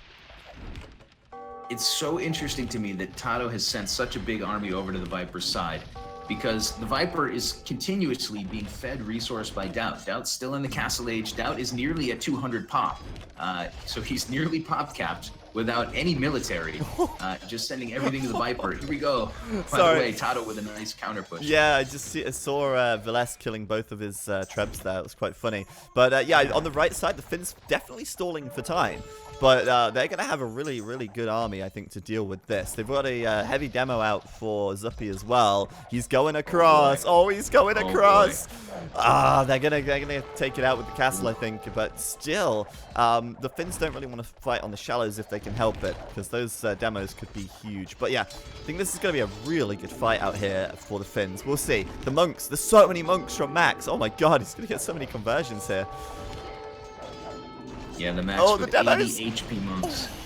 Ooh, Doing okay. some big Decent shots. demo shot. He's trying to Two get more to the coming. trebs. He's trying to get to the trebs. He'll get one. And Viper on the right side trying to push through with the cavalry. He's going to run straight to another demolition ship. That's going to maybe detonate. I don't know. I mean, demolition ships, defensive and offensive units here, it seems. Very nicely done by the Finns. But still, the Cataphracts are coming in. The monks trying to go wild out here, getting as many conversions as they can. Do you think Finland can hold this? It's going to be tough, but the Mameluke have hardly fought yet. Yeah, Mameluke's coming over in pretty good numbers. The TyRanT team has a lot of heavy Scorpions here. Yeah. It's not exactly the perfect unit for Mams, but it's a strong unit for such a closed situation. Problem for TyRanT is that maybe Villese is making good progress on his own on the left side versus TaToH. TaToH's still massing up. Oh, yeah, go ahead. Yes, he certainly is. I was going to say Villese on this left side, really just a great civ to push with. The Celts are one of the fastest civs to push with all their faster firing siege.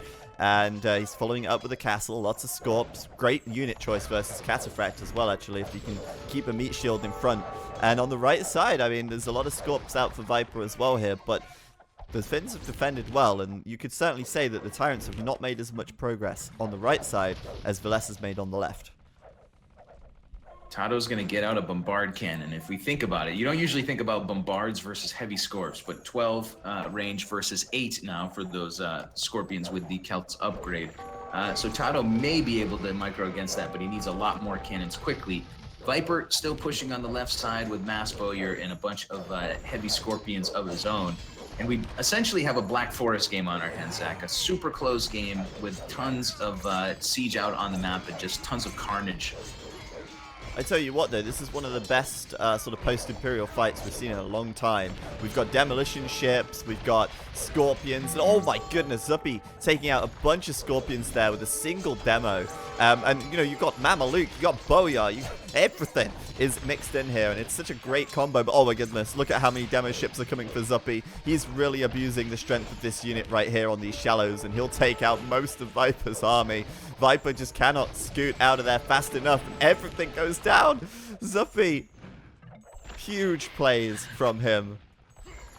Man, those demo ship shots are huge, and it's starting to make the Finnish push on the left side look really nice because, of course, demo ships can't play a factor on this side. Zuppi able to get his castle up, though TaToH has won that down. Yeah. And TaToH's doing a great job in defense, but he's still got an army here to deal with. I just want to say really quickly before this changes, it's 50 minutes of game time and DauT has 0 kills and 5 deaths. But he's starting to add guard towers on the right side. He's doing keep. And if he does Yasama, which is their unique... Oh my god, he's going to lose all the villagers. Oh my goodness. But yeah, if he does Yasama, arrow slits, keep, ballistics, and bracer, these towers are going to be hitting hard. And a great defense as well if he does... what's it called, heated shot to take out these demo ships as they come in.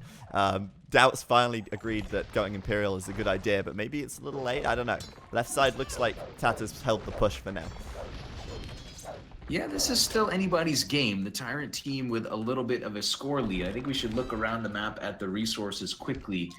When we do that, I suppose we see similar gold counts for everybody, people floating a bunch of everything else. So nobody's really starved. The trade is going. And actually, the Finns are starting to use that two-way street that you talked about. Viper's long cut could be exploited later in the game.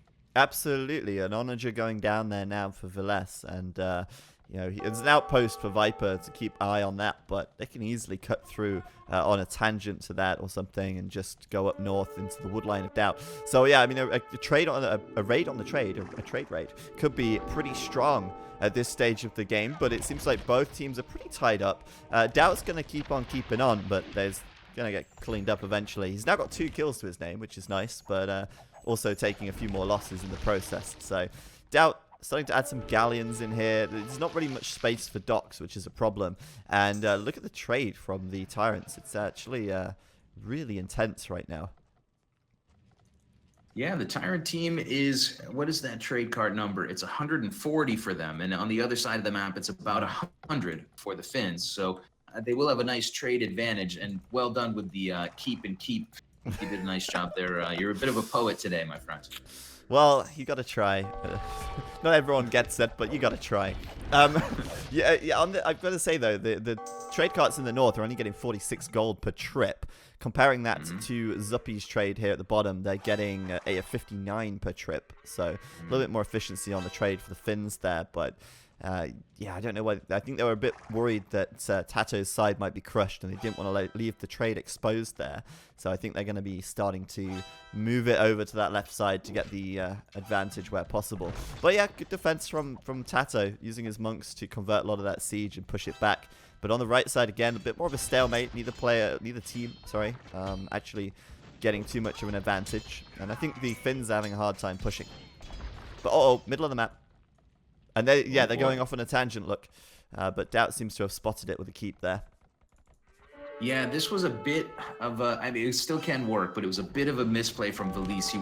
He was microing his siege onager through this wood line, and he started to kill a couple vills on that lumber camp.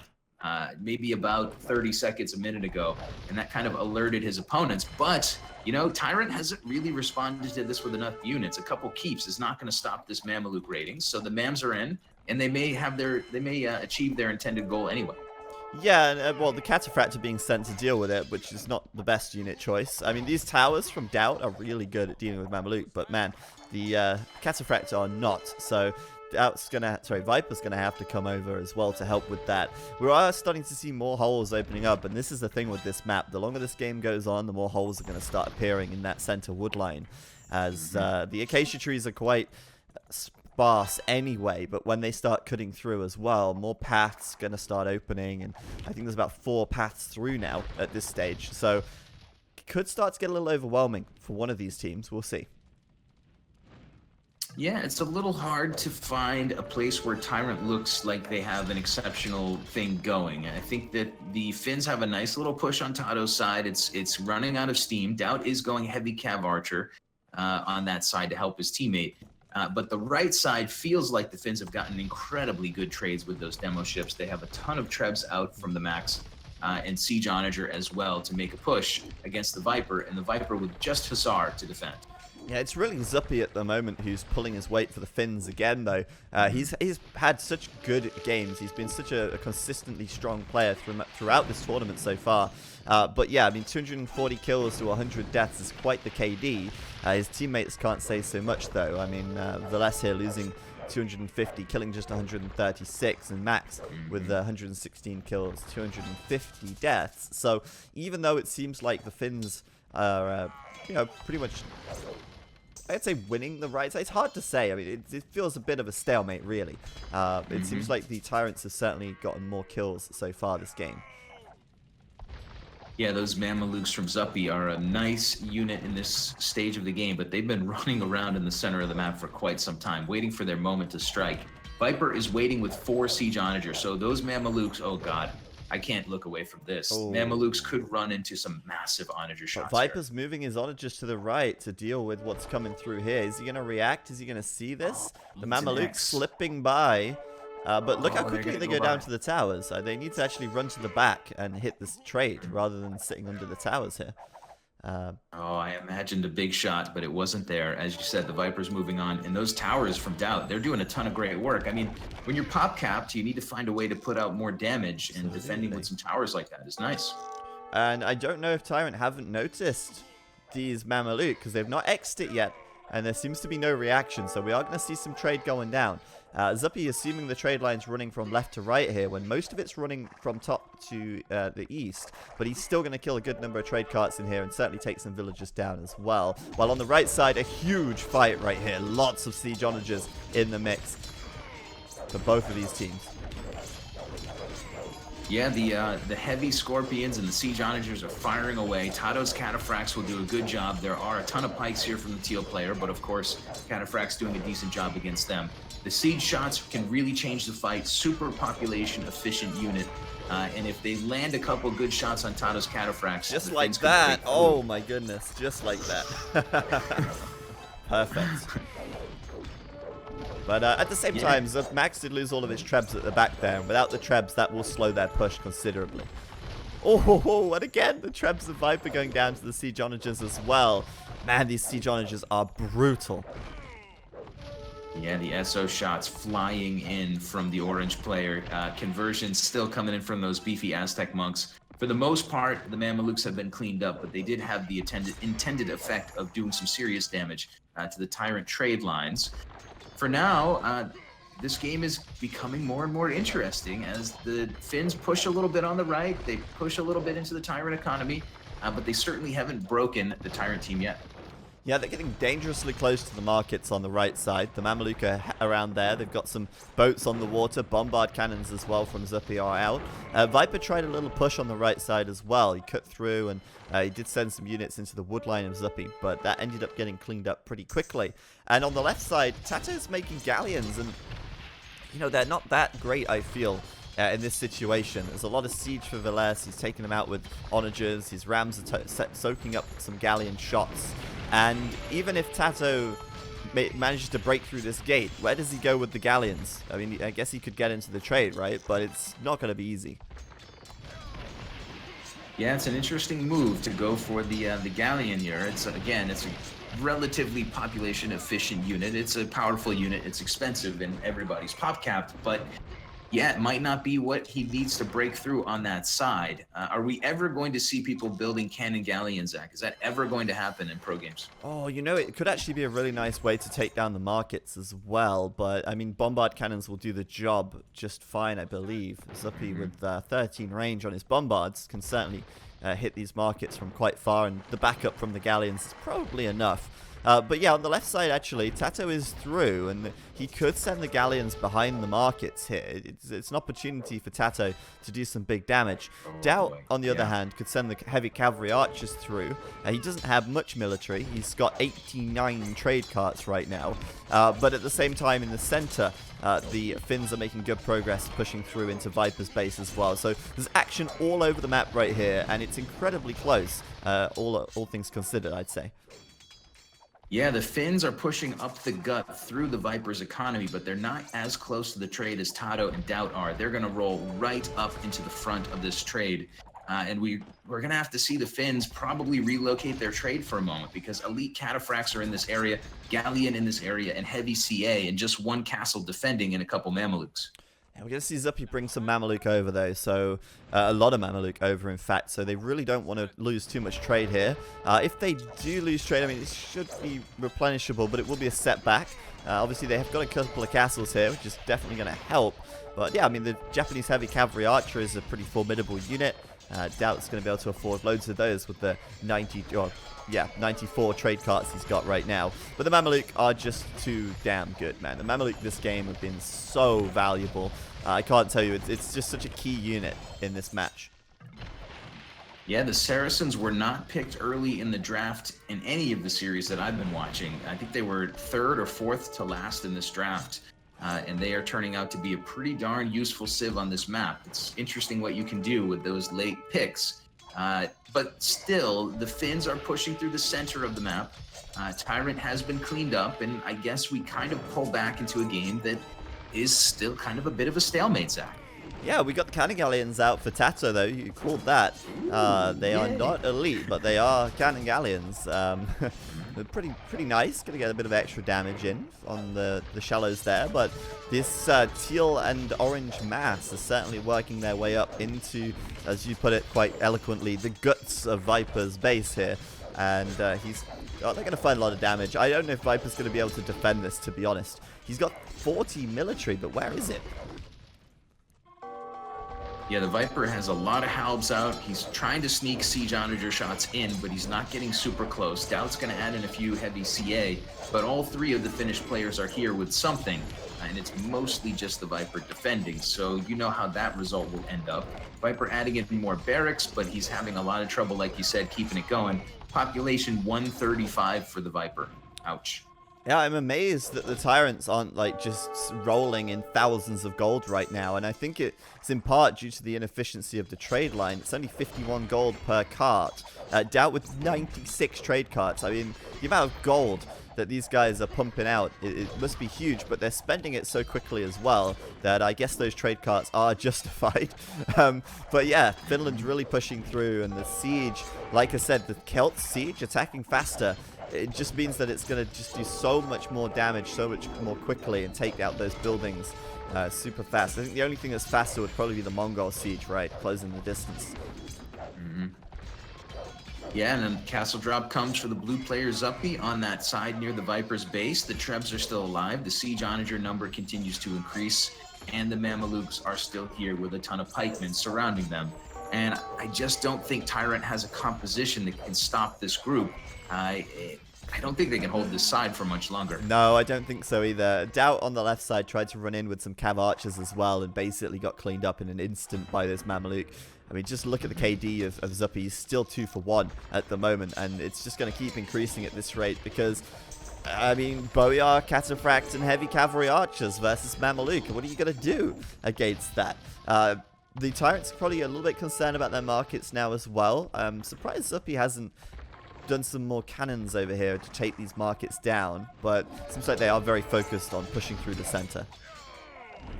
DauT just lost 20 cav archers to siege onager shots. He was trying to be crafty and run them around and maybe get some friendly fire kills or something. Yeah.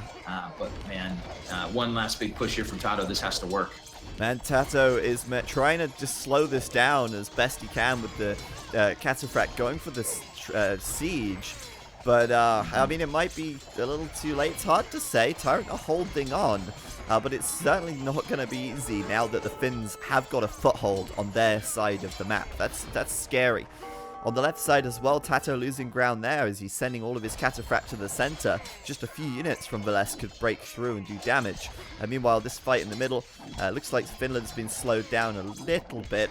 But with some reinforcing Mameluke, I think they'll start to gain momentum back very soon as well. Yeah, interesting point in the chat here. Villese has 30 idols. He's had quite a few idols for a while. A couple of villagers not going to use, but the push rolls on and continues. And the Finns are making a convincing push. As you said, on that foothold, they're going to have a castle. They're going to have several barracks coming down for the teal player, and many siege workshops from Villese. So we're going to see more heavy scorpions, more siege onager, and we're going to see more Mamelukes more quickly on that side. Oh, I just saw Mameluke in the trade line, sorry. Up to the top. Okay. I don't know how they got through. They snuck through the left side, on Villese's side. They ran right under TaToH's castles. About half of them died in the process, but they're here. They're here now to do damage. Yeah, and they'll meet the heavy cav archers, but I think they're more focused on the TCD carts full of gold here. Nicely done by Zuppi. Gonna do a little number there. I mean, it's still ridiculous. DauT still has 95 trade, and a lot of this trade's actually getting stuck on the trees here. That pathfinding. Oh man, thanks HD. Yeah, it hurts to look at. All those units balled up in that one spot. Yeah, in the middle, I mean, the push seems to be slowed almost a little bit here, as DauT will continually send more and more heavy cavalry archers into the meat grinder. But it's going to be tough for TyRanT to hold this now. I do feel like the Finns have got a big momentum shift into their favor. Yeah, the Finnish unit choice at this point is a little hard to counteract. Viper is going to go for Hal here. He's going to get the upgrades that he needs to take a fight. Going to send those in against monks. Heavy CA for DauT. So a lot of different units now for TyRanT than we saw earlier on in the match. But they're going to need to push this back now because it's just getting worse for them as more military buildings come up for the Finns. Yeah, of course, reinforcing that much faster. Max is continuing to send his Aztec pikemen into the mix, which are really not doing much here. Max is feeding a lot of units, but it's intentional, you know. It needs to pad the front lines with something, anything. But right now, The siege at the back still doing a number on the cavalry units of TaToH and DauT as they push forwards. Look at how many dead bodies are littering the ground here. It's actually carnage. Yeah, it is totally carnage. There's one thing that's striking me a little bit. The reinforcing units that are coming from further away for the Finns, they're having to run through a labyrinth of buildings, and slowing them down a little bit could give the TyRanT team a reprieve to push back in, but I don't anticipate that being the case. We do see a little bit of a tricky cut from the teal player, or rather from the orange player, Villese on the left side. He's gotten through into TaToH's base a bit, but it does not look like it's going to amount to much. That big fight in the front is really where all the attention should go. Absolutely. I'm still going on about this, but Zuppi really needs to take down his markets on the right side. He has no excuse. You know, he would do a lot more damage taking out those 2 markets than necessarily just sending Mameluke into the trade line. It would really cause a big problem for the TyRanTs, a big distraction even as well, which would of course need their attention and maybe give the Finns an opportunity in the middle of the map to really dominate. But yeah, DauT going to throw up some more keeps, but it looks like the numbers are starting to falter for the TyRanT team. Worth noting, by the way, those Slavic halberdier are actually so good. Even if they die quite quickly, they'll do a lot of damage output thanks to Dragina, giving them 5 damage to adjacent units as well. So there's a lot of trample damage on the side of the TyRanTs, but I don't think that trample damage is going to be enough because Finland pushing in strong, a lot of Scorpions out for Villese here, and even more monks as well, which is interesting from Max. Yeah, the TyRanT side looks to be a little bit more dire. They did get the castle down from Zuppi, which it feels like a small victory, but they're still losing a lot of units in the meat grinder. I still don't know why the Finns haven't pushed a little harder, like you said, toward the markets. They're really close to markets, and they have plenty of units that could get in there and do damage. We will see Zuppi sneak around with a couple of Mamelukes, and he may just kill those markets once and for all. Once they do that, they should really hurt the TyRanT trade route, and they could finally finish off this match.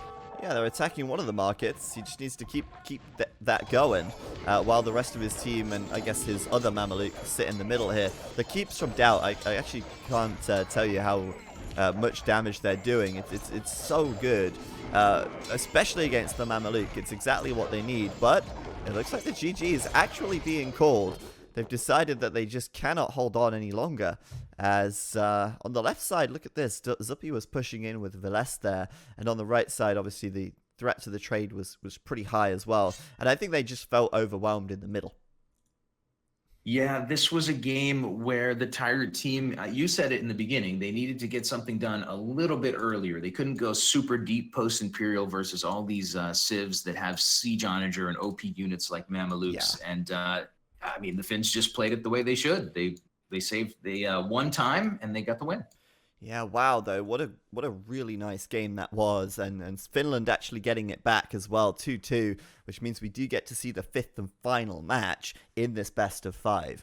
That was a scary game for TyRanT there against those 3 late game civs, and I think we identified at the start of this game that Finland probably quite happy to take it late with those 3 civs lined up against what essentially is as a weaker late game from TyRanT. I think the Finns should have won with the game being as late as it was. Yeah, I agree. They took advantage of their civs, and that's part of the game here with the civ draft that we're now doing in all these great tournaments that have been going on. It's another layer of strategy that players need to master in order to get a win. I'm out in the achievements now, Zach, and there's under the Society Stats tab, I know you know this, we can see the villager high for each player. And I want you to tell me what you see for DauT. I can't. My game's crashed. Oh, okay. It's villager kind of frozen. Maybe you can tell me. I can't click on anything. It's kind of bugged out right now. DauT with 200 villagers in that game. Whoa. And a 200 pop game. Not sure I've ever seen that before in a pro match, but holy cow. Yeah, can you tell us how much trade profit DauT got? Because I can't see it. My game's gone. Let's check out the stats. I'll tell you guys. I mean, it's visually not any different than me saying it. So the trade profit for DauT was 40,000. The nearest player to him was Zuppi at 24,000. Wow. DauT with 16,000 more trade profit than the nearest person. DauT sent almost 70,000 total tribute. to the Viper in that game. I mean, it makes So sense, right? Sling the yeah. Slavs at least, so they can do something. At the end of the day, what can the Japanese contribute in the late game? Hmm. You know, he was trying to do some cav archers. We saw how pitiful they were. He was adding some keeps. We saw that they did okay, but they weren't really anything to sing home about. Lack of siege, really, their downfall there. But that 200 villagers, man. I've never seen that. That's insane. I think it was the right decision for the Japanese to sling. Yeah, I don't find a whole lot of fault with the TyRanT team. They lost, and I thought we're going to be sitting at the end of this game. We're either going to be praising that sling or we're going to be criticizing it. But now that we're at the end, I feel a little indifferent to the sling there. I think it was the right call. Yeah, okay. I think it was too. And this next game, this fifth and final game, it's going to be a dumpster fire of civs right here. The TyRanT teams are going to have Koreans, Portuguese, and Franks. And the Finns should, if I'm not mistaken, have Turks. No, they use Turks. They use Turks. The Vietnamese. No, they use Vietnamese. God damn it! What if they got left? They did a good job. Oh, they actually have done a good job. Yeah. You know what? They're gonna have Vikings. Vikings. I think they'll have Britons, right? Yeah, Britons. Vikings and Britons. And then what's the other one? Is it Magyars? Yeah, I don't think they use Magyars yet. Dude. I think they've got a good civ lineup for this last game compared to... Well, I guess the last map, by the way, is going to be Colosseum, so it's super open in the middle. Franks will do well there for the TyRanTs, and I guess the Koreans will do a trush. Portuguese, they're okay, but I do prefer that lineup for the Finns. Definitely, and I think we know that nowadays TyRanT are not necessarily out and out number one. You know, there was a time a while ago when, you know, TyRanT would just win everything. But nowadays it's a lot more questionable with Aftermath on the scene and Finns being so very strong as well. I just really want to point out that Villese, what an up-and-coming star he's been. Last year, like, he was Villese. We didn't see him in any major events. And nowadays he's doing well everywhere. So I very much think the Finns could potentially do it here on game number 5. They've certainly got the civs, and we'll see how this one goes. KillerB, it's an honor to be able to cast with you. It's always a pleasure. And I'll let you go ahead and introduce some of the players here if you like. Yeah, man, let's do it. Thanks for having me along once again. This has been a tough game, a tough series to cast. I think I'm at the end of my energy level, and I can only imagine that these players are feeling it a bit too. We've seen a lot of big, long games with huge drama. And here in game number 5, I expect nothing different. We've got the Finnish side with TheMax, Zuppi, and Villese. They will have Zuppi in the pocket as Magyars, Villese playing as a Vikings flank, and TheMax as a Britons flank. I think that's about as good of an arrangement as you're going to get in a 3v3. What do you think about that, Zach? Yeah, definitely think that's good. They obviously, however, are playing on such an open map that the pocket is so exposed anyway. There's nothing preventing scouts running across and harassing the pocket player as well. But I think that's a decent arrangement. Perhaps, I mean, maybe having the Magyars on the flank would be nicer, but having them in pocket, if they get that transition to the Castle Age, obviously they're going to be going for either knights or cavalry archers, but I imagine they'd go knights because then they've actually got some cavalry on the field rather than 2 archer civs in the Britons and the Vikings, and then like cavalry archers as well. I think they need knights out from the pocket player. But I think, KillerB, we were actually spot on with the TyRanT picks here in terms of who is playing what. And we've got DauT in the red on the left side, Portuguese, Viper in the pocket is the yellow Franks, and on the right side, TaToH on that Koreans in the green. Yeah, man. For once, we're earning our paychecks. I think we did have it spot on, and I think it makes sense. TaToH is really great with these chaotic, towering builds, and he will be pushing up against potentially Villese. But as you said, the map is extremely open, so he could go anywhere he wants. If he does push Villese, he can probably get in on that front stone pile and the berries pretty quickly, and maybe catch his opponent a little bit, not off guard, but a little bit on the back foot. He could also go to the pocket. He can go anywhere he wants because the map is so incredibly open. And one of the reasons you and I talked about this being a good arrangement for the TyRanT team is because the Viper has been microing Paladin lately in an absolutely 3K level. And of course, DauT is extremely comfortable with these archer civs. So maybe we'll see DauT go for archers and Viper go for knights here. Yeah, I think so. I mean, the Portuguese can add knights as well, but it makes sense to probably go for archers on this left side. We'll have to wait and see, but I think that might be the play. Well, I mean, he could go scouts as well, but against the Brits, you might want to consider his options, because I guess, you know, the thing with the Brits is that you're even with them in the feudal age, but once they hit castle, their archers are just suddenly so much stronger due to the range.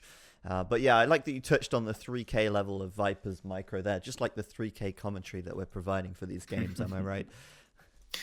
Yeah, man. I mean, I you know, no one's here to tell us that we're not going 3K, so let's just keep on with it. We have the only 2 mics hot at the moment on this channel, on these channels, so we might as well just praise ourselves. Why not? What I've noticed, Zach, so far this game is that you know, the Finnish team were laming quite a bit in all 4 of the first games. They were trying to lame as much as they can. Here in the 5th game, everybody's been really cautious on their own side, scouting pretty thoroughly. It's only now Villese with a scout forward at 7 minutes of game time. Everyone else has been back at home, paying attention, finding all of the sheep, finding all the goats, getting all of the elephants under the TC. Players are playing pretty conservatively here, I would say.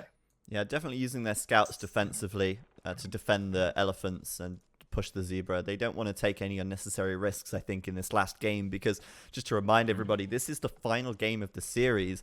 Whoever wins this takes this best of 5 as their own, and you know, it's all on the line now, so players might want to be a little more conservative, and that in the end could be a downfall for the Finns. I think they need to play aggressively this game. If this goes to the super late game, they're probably going to struggle a little bit with their siege.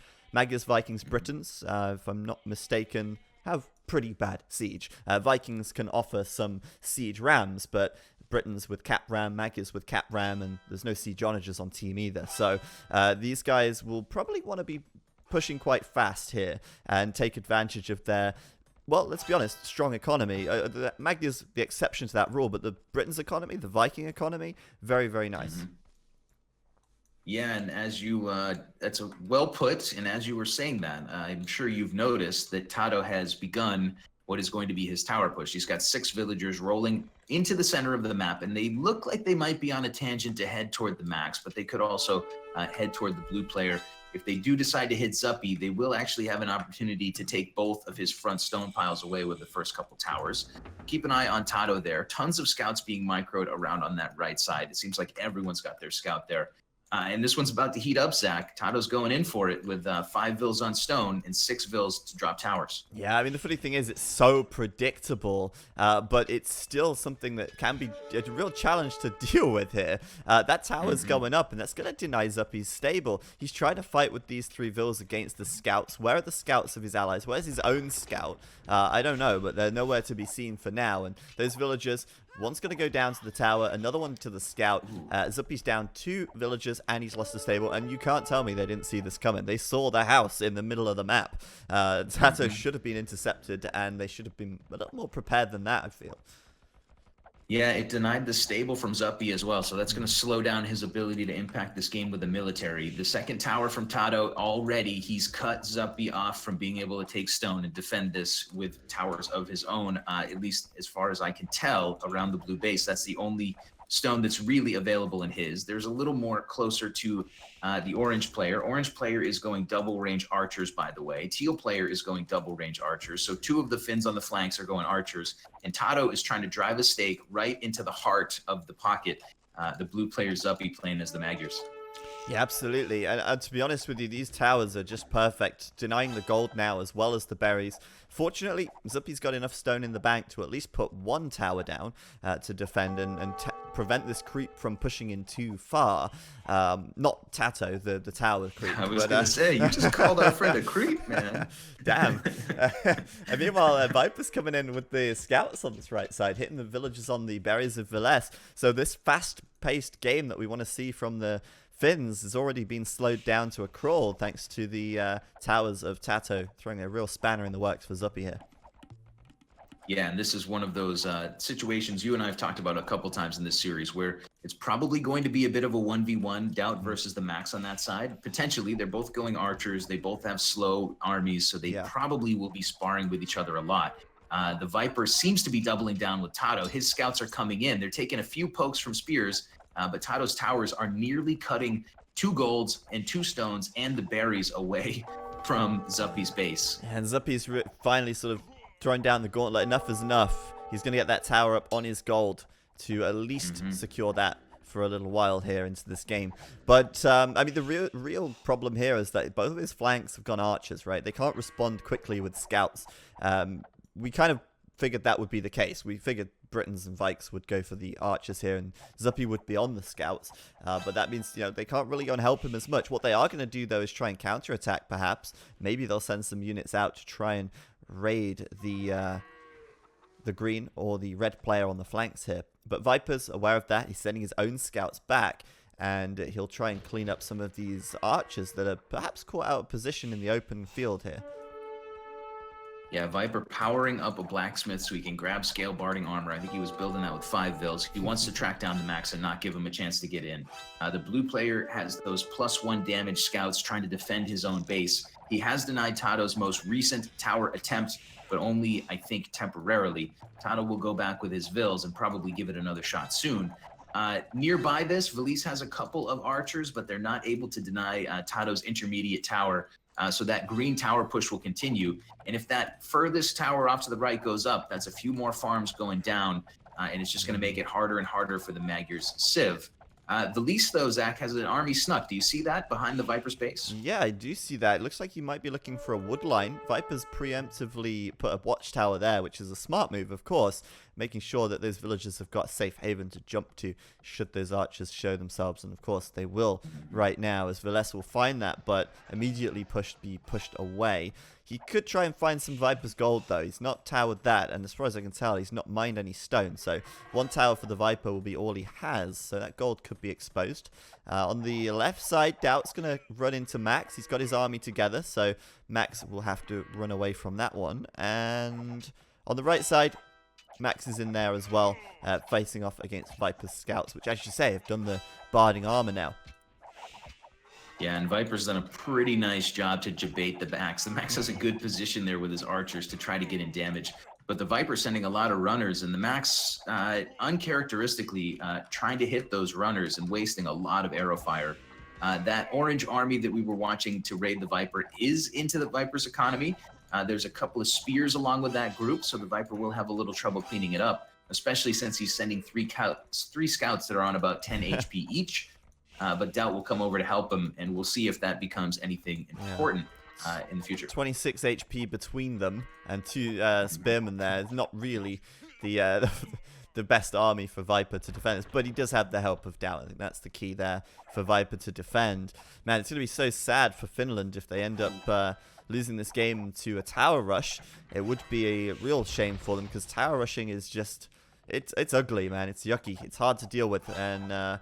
it certainly is an annoyance for both the players who end up having to tower rush and also the recipient of the tower rush as well.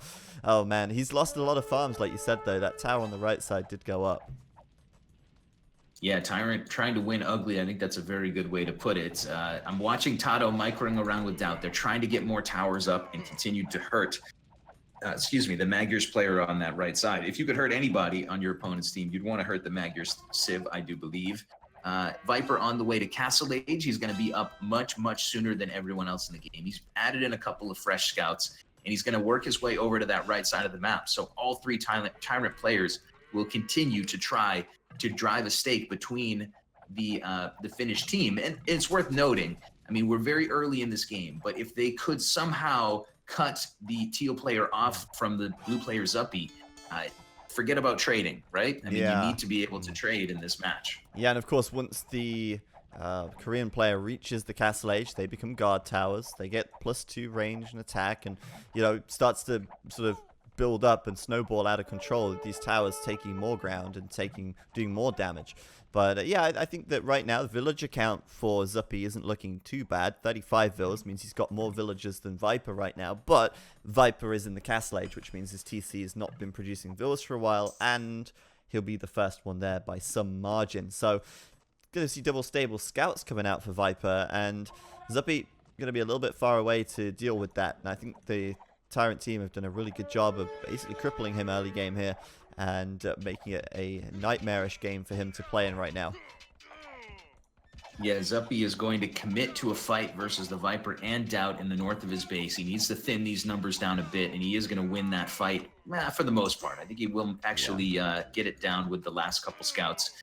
The big problem is that, of course, Zuppi is not going to be clicking up terribly soon. Villese and TheMax will hit Castle Age. DauT will hit Castle Age, but the Viper with a little bit of an advantage. His double stable knights with with Frank's HP upgrade and +1/+1 are streaming across the map, and they're headed straight for that gold pile of Zuppi by the looks of it. Absolutely. Zuppi does have 2 towers there, but soon he's going to lose this one on the front. He's rebuilding another one now. It's going to be really difficult for him to actually get on gold this game. And there come Viper's Knights. He might even deny this tower at this rate, as the one at the front's gone. And Zuppi, all he can do is run back to safety, but those Knights will deny that gold for some time and give TaToH the opportunity to creep forward a little more. That's it. I think Zuppi's off gold for the rest of the game at this rate. It's a beautiful dance. I mean, TaToH popping out of that tower just as the Viper comes in. Those two guys look like they are dancing to the same tune. The villagers popping out for blue. He's going to lose 4 more vills. He's going to lose his gold. And like you said, once Castle Age comes in, have fun winning that gold back. It's going to take you a little while. I mean, the saving grace for the Finns right now is that although Zuppi is really struggling, you got to bear in mind, TaToH is still in the feudal age as well, and his teammates are doing damage to DauT on the left flank. You see Max here going in. He's got the help of, well, he's going to have Viper coming around the back in a second, but DauT here, going to lose some vills, going to lose a lot of army, I think. If Viper sends his knights, though, this could very quickly go back in favor of DauT and Viper, but most of DauT's army going down very quickly. That's scary. DauT with nearly a Titanic TC, but he gets it up. The Viper is here to help him out. Yeah. This army from the Max is... Go ahead. Viper doesn't have +2 defense. He just threw away his knights. Oh, rip. That those hurts. knights going down quick, and now the Max is in doing more damage. Yeah, and there's no way DauT can catch up in military count now. So, ouch, man. That's just given Finland the score lead. And pushed DauT off gold, and cost him a bunch of villagers, and... Look at his KD, 14 kills to 41 deaths. My goodness. Yeah, DauT kind of getting raided there, kind of getting blindsided. He just had Palisades up on the left side. That big army from the Max had to dive in and do something because his teammates are having a lot of trouble. And he will do some serious damage. And he will meet Villese actually in the middle. Villese has a big army of crossbows. So those two Finnish players with essentially only crossbows at the moment are in the middle of the Viper space. But let me tell you what's going to happen. Max is going to go up to the Imperial Age. He's just built a siege workshop and a monastery. And Zuppi, who has probably resigned himself to the fact that he's pushed off gold and he's never going to be able to get himself to the Castle Age, is just going to sling Max.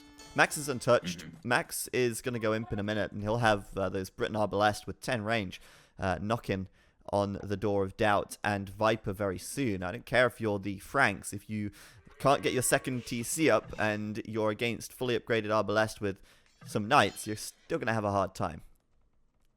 Yeah, the Viper is taking a lot of stone. It looks like his plan is going to be to drop a castle probably right next to his current TC so that he can get his new TC up. But that's going to take some time, Zach. It's a lot of wasted time. Yeah, definitely. And Viper's trying to fight here, but there's pikes in the mix. There's Viking pikes with 63 health. They're looking pretty vital. What would you say? Virile? I don't know. Yeah, virile. That's the word I'm looking for. They're looking strong. I know I can rely on you to help me out with that. But that's what I'm here for. But yeah, Viper's losing most of his knights here as the micro from the Finns just back them up into this corner.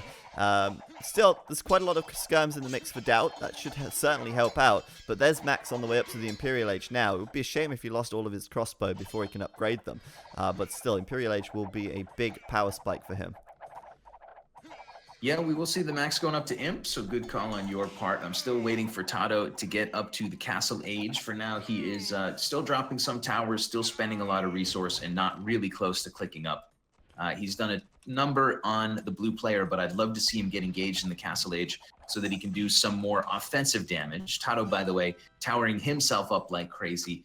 And maybe he's going to sling. Last time we saw TaToH building this many towers, he was slinging, and there it is. Yeah, this is similar to how they played it when they played on Steppe, and he was playing Spanish last week.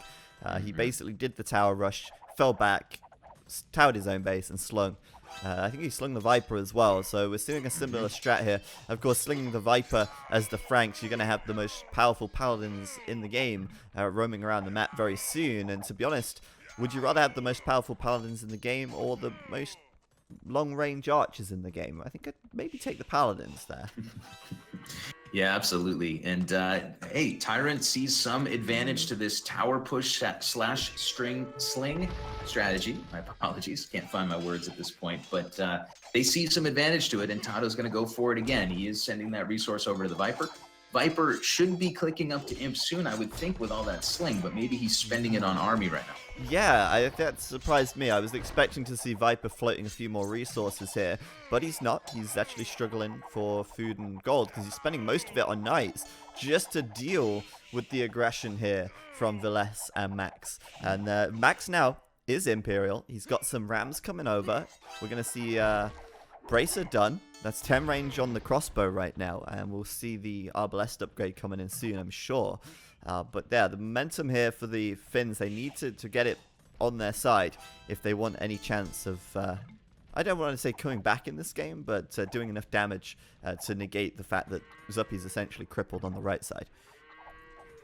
Yeah, Zuppi's taking a little stone. He's trying to get himself back in order. I do think I can see that he's slinging resources to the Max. So we've got 2 players slinging, 1 on each team. Oh my God, Max is going to take, oh, that's Villese's on Mangonel. Sorry, I'm getting a little over my skis here.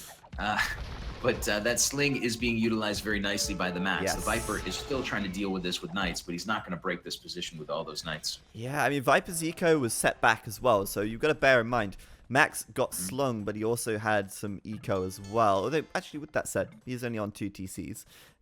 But yeah, obviously, Viper making knights, going to slow his Imperial time down a little bit. And he's realized that he needs to go Imp now and stop the knight production a little bit to get there. Because without the Imperial Age, he just cannot engage these Arbalest with Castle Age knights, essentially.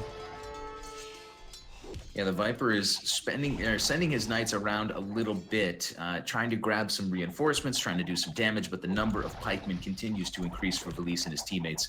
And they are going to... Oh, Viper, don't take a fight with the pikes. Viper standing and fighting pikes in the middle of the map. Bummer. Yeah, losing quite a lot of health on those guys, while at the same time on the left, the TC for DauT is starting to go down. He's got 1 more in the back, but that TC seems to be a little bit of a goner. I'd like to see Villese try and get a meaty shot onto those skirms, but for now, just focusing on that town center, trying to bring it down as fast as they can. No capped ram yet, though, for Max, which has probably cost them quite a bit of time with taking this TC out. And TC for now actually standing strong. Interesting, impressive. I thought that was surely going to go down there. Viper going with Chivalry, which is an important upgrade in this situation. I always have to double check exactly what it is, but 40% more production speed for the Viper. His Imperial Age is coming, and we're going to see a huge mass of Cavalier and maybe Paladin if he can afford it sometime soon. Those units can help DauT a lot, but of course DauT is losing a lot of his eco as we speak. His town center hanging on by a thread on the front. The Max's push has been incredibly effective with Villese's Mangonels beside it. Absolutely, and yeah, Chivalry is huge here because not only does it increase the production of knights, but it increases the production of his upgrades. Cavalier doesn't take that long, but coming in 40% faster is nice. Yeah, go ahead. Oh, look at the wood line on the blue player. Yeah, he's got some pikes on the way over. It's not going to be as bad as it looks, but a lot of villagers will go down here in the process. Yeah, man, these Cavalier are going to be in just in a sec, and Viper will, I think he'll clean this up so easily. You know, there are some pikes in here as well, but relatively slow upgrades. And, well, I mean, those Arbalest looking a little bit exposed. The Mangonels looking a little bit weak to the Cavalier of the Viper and that +4 defense, which is coming in. This could be it for the TyRanTs, you know. I think this is where they win the game right now. Viper has it all to do. But if he makes this push work, it could be a game-winning move. Ooh, DauT is going to pop out a Mangonel and get 2-for-1 trades. That's going to help him a bit because he can get his elite skirms into the mix. Viper sending in the Cavalier, and this is going to be a quick cleanup, I would suppose. Arbalest will soon be countered by the elite skirms, and DauT can bring those in even sooner because he earned the right with that good 2-for-1 mango shot. Absolutely. All of the crossbow, arbalest, sorry, gonna get taken out. I don't even think DauT needed to bring his elite skirms in there. I think Viper would have done the job with his Cavalier alone. And this kind of goes back to what we were saying before. Would you rather have fully upgraded paladins, best paladins in the game, or the longest ranged arbalest? I definitely am going to lean towards the paladins every day. And Viper here showing us that even these Viking pikes are no match for his mighty Cavalier right here. We're going to see paladin coming in at some point, but not for a while. There is a shortage of food at the moment. And, well, Viper's also running into Haubs, which is not so good. But there is the backup from DauT, so that's nice. Yeah, the Viper and DauT working together here. The Pikes and Haubs from the Finnish team should get cleaned up pretty nicely, even though it is mostly elite skirms. They should do the job. I think it's worth noting that TaToH has clicked up to the Castle Age. It's also worth noting that TaToH has 76 vills. He hasn't really lost any villagers to raiding, but he is getting castle dropped on the right side of his base. Yeah, that's quite amusing. There's villagers there being tasked to get that castle up as fast as possible. Could be quite annoying to deal with, but then again, speaking of annoying, TaToH continuing his tower rush at the back of Vilese's base right now, or at least the back of his initial TC location. But yeah, I mean, the pushback from TyRanT on the left is going to be real hard to deal with. And, well, there you go. It's going to be that hard to deal with that the Finns will call the GG. And that's it. Finland. Going to get 2 good games off of TyRanT there, but TyRanT will end up taking that series with a 3-2 victory, and what a great series of games that was. I feel honored that we got to see all 5 games in a series here. Yeah, that was, in my opinion, it's hard to say because we watched it together, so maybe I have rose-colored glasses on, but this is the best set of games that we've seen in this tournament so far. Yeah. Every game was memorable and really exciting, and I'm glad that we did it together, man. Thanks for joining forces with me. This was fun. Yeah, absolutely. Brilliant games. Really brilliant games. And you know what? Just a little bit of fun here. TaToH 1 second away from reaching the Imperial Age. Sorry, the Castle Age. And Villese 1 second away from reaching the Imperial Age, as GG was called. Yeah, absolutely. This castle from the orange player, I mean, you could say, oh, that was a big deal that it was denied, but they were in desperate straits. The Finns were actually in desperate straits, I think, almost all game long because TaToH's tower push just absolutely spayed and neutered the blue player Zuppi. Just took away his stones, his gold, his berries. I mean, man, that hurts. The Korean's tower push is OP. It's so good. And, I mean, look at the KD for TaToH. 22 kills and 4 deaths. That's a KD if there ever was one. It might not be a lot of kills, but the towers did what they were intended to do. And he also used them to defend himself quite nicely as well, which we can't say the same for Zuppi. Yeah, it was a good game from the Finns. I liked the whole series, the way that the Finnish team took risks when they needed to. They would say, okay, I think in that last game, they would say to each other, we are behind. We need to do something risky. We need to try something different. And they really pushed TyRanT to the max. I mean, this was a best of 5 series. It went 5 games. This last game was close. Everything was earned by the TyRanT crew. And man, I think they're showing a lot of people why they are in a lot of people's hearts and minds the favorite to win this tournament.